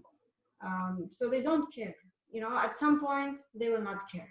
But at the beginning, they're scared. And it's only for you 25 days. Imagine you did 108 days. My goodness. And thank God you didn't, because you don't want to go, you know, taking benzo on the, I mean, you could die, right? And I was aiming for 108. I was feeling so good. I was feeling so good. And especially when I was so deep into the meditation. And as I said, think about meditation. It really gets you deeper when you meditate on the outside of your comfort zone, right? Doing the cold showers or doing the things you don't feel like doing at the moment, and taking the comments like you look like stick and something like that. Like, you always meditate on those kind of things, like mean comments and stuff like that, and really like gets you deep into the soul, because you always examine the feelings that come up, and you I just can't even explain how I was feeling at the time. It didn't even didn't even bother me, all the comments from my mother that I was in a cult. I was doing drugs, doing I don't know, anorexic, all the comments you can imagine, really. And now I feel emotions so intense because I was isolated for 3 months in Greece, sunbathing all day and swimming and eating like peaches and watermelon. And I was really, really good. And now back in Serbia, whew, talking to my mother over the phone just really gets me. All the comments that she used to make then now make it's really hard to listen to. It's really hard.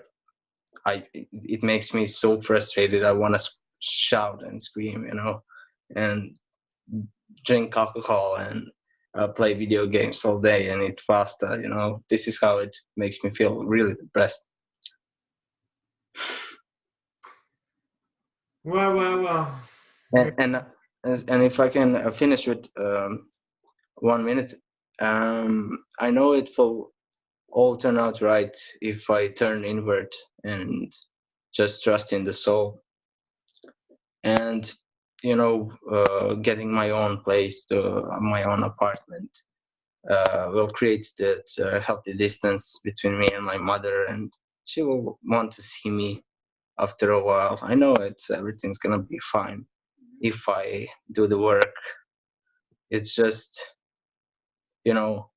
how do I even start? Like, I feel paralyzed by the emotions right now. All I can think of is pasta. Yeah.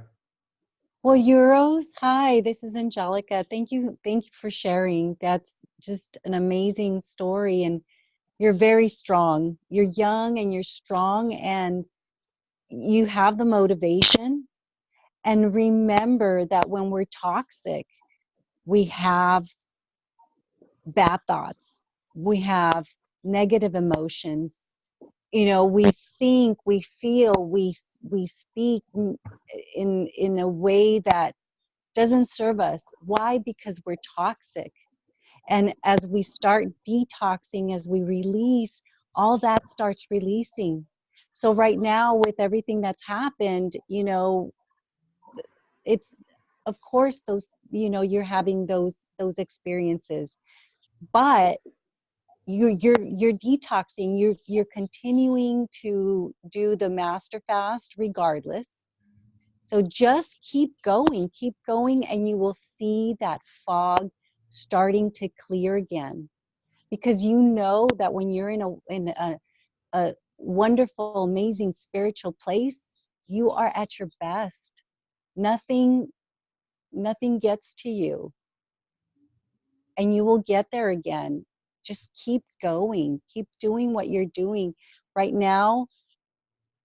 It feels like it's the situation is going to be that way forever, but it's not, because you're not going to be toxic forever. Why? Because you're doing something about it. Just keep detoxing, and you will get back to where you used to be, because you've been there. You'll be there again. You'll see. Beyond. And beyond. You are amazing. The story that you've shared, wow. Like they said, you're only given what you can take. And obviously you don't see it right now because, the toxins inside don't let us see what really is. I mean, you will get to see what an amazing person you are. You're so beautiful. Yeah, you're such an inspiration. You are. Your story is an amazing story. You're a big inspiration, and you're only 22 years old. Thank you, everybody. It really means a lot. But it's funny that I didn't feel the need for support. I didn't feel the need for anything really when I was meditating and in the state. I was after the Kundalini experience. I just was 24 hours in meditation. I even slept awake. I was just close my eyes, awake, lying in bed, and meditating. I was 24 hours into meditation. Not ever did it cross my mind I needed a support, I needed a partner or something like that. Now I have all those needs to socialize, to I'm getting even horny, sexual desires, and all those needs kick in when we're out of balance, like emotionally, and it's all just drama for the mind to feed on, like all those needs. We don't need anything else. We only need to be connected to the source, and that's like, I know that's the truth, and feels like I'm stuck between two worlds right now. Yeah, you've been on the page a while, right? Yeah, 2 years now. 2 years. Yeah. Incredible. Forget about the past. You have today and now to work with. The first day, the first day is the hardest when you start. Wash as much as you can, wash your colon, and just just meditate whenever you get the challenges, right?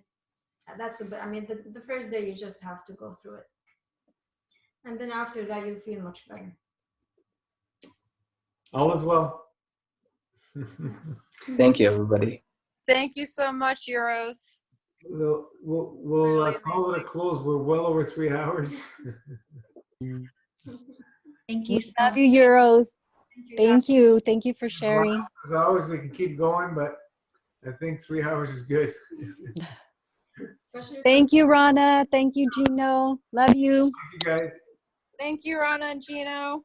Thanks, everyone. Thank you, Euros. Thank you, Rana and Gino. Love you guys. Bye. Thank you, everyone. Good night. Thank you all. Good night. Yeah, Euros. Good night, everybody. Bye.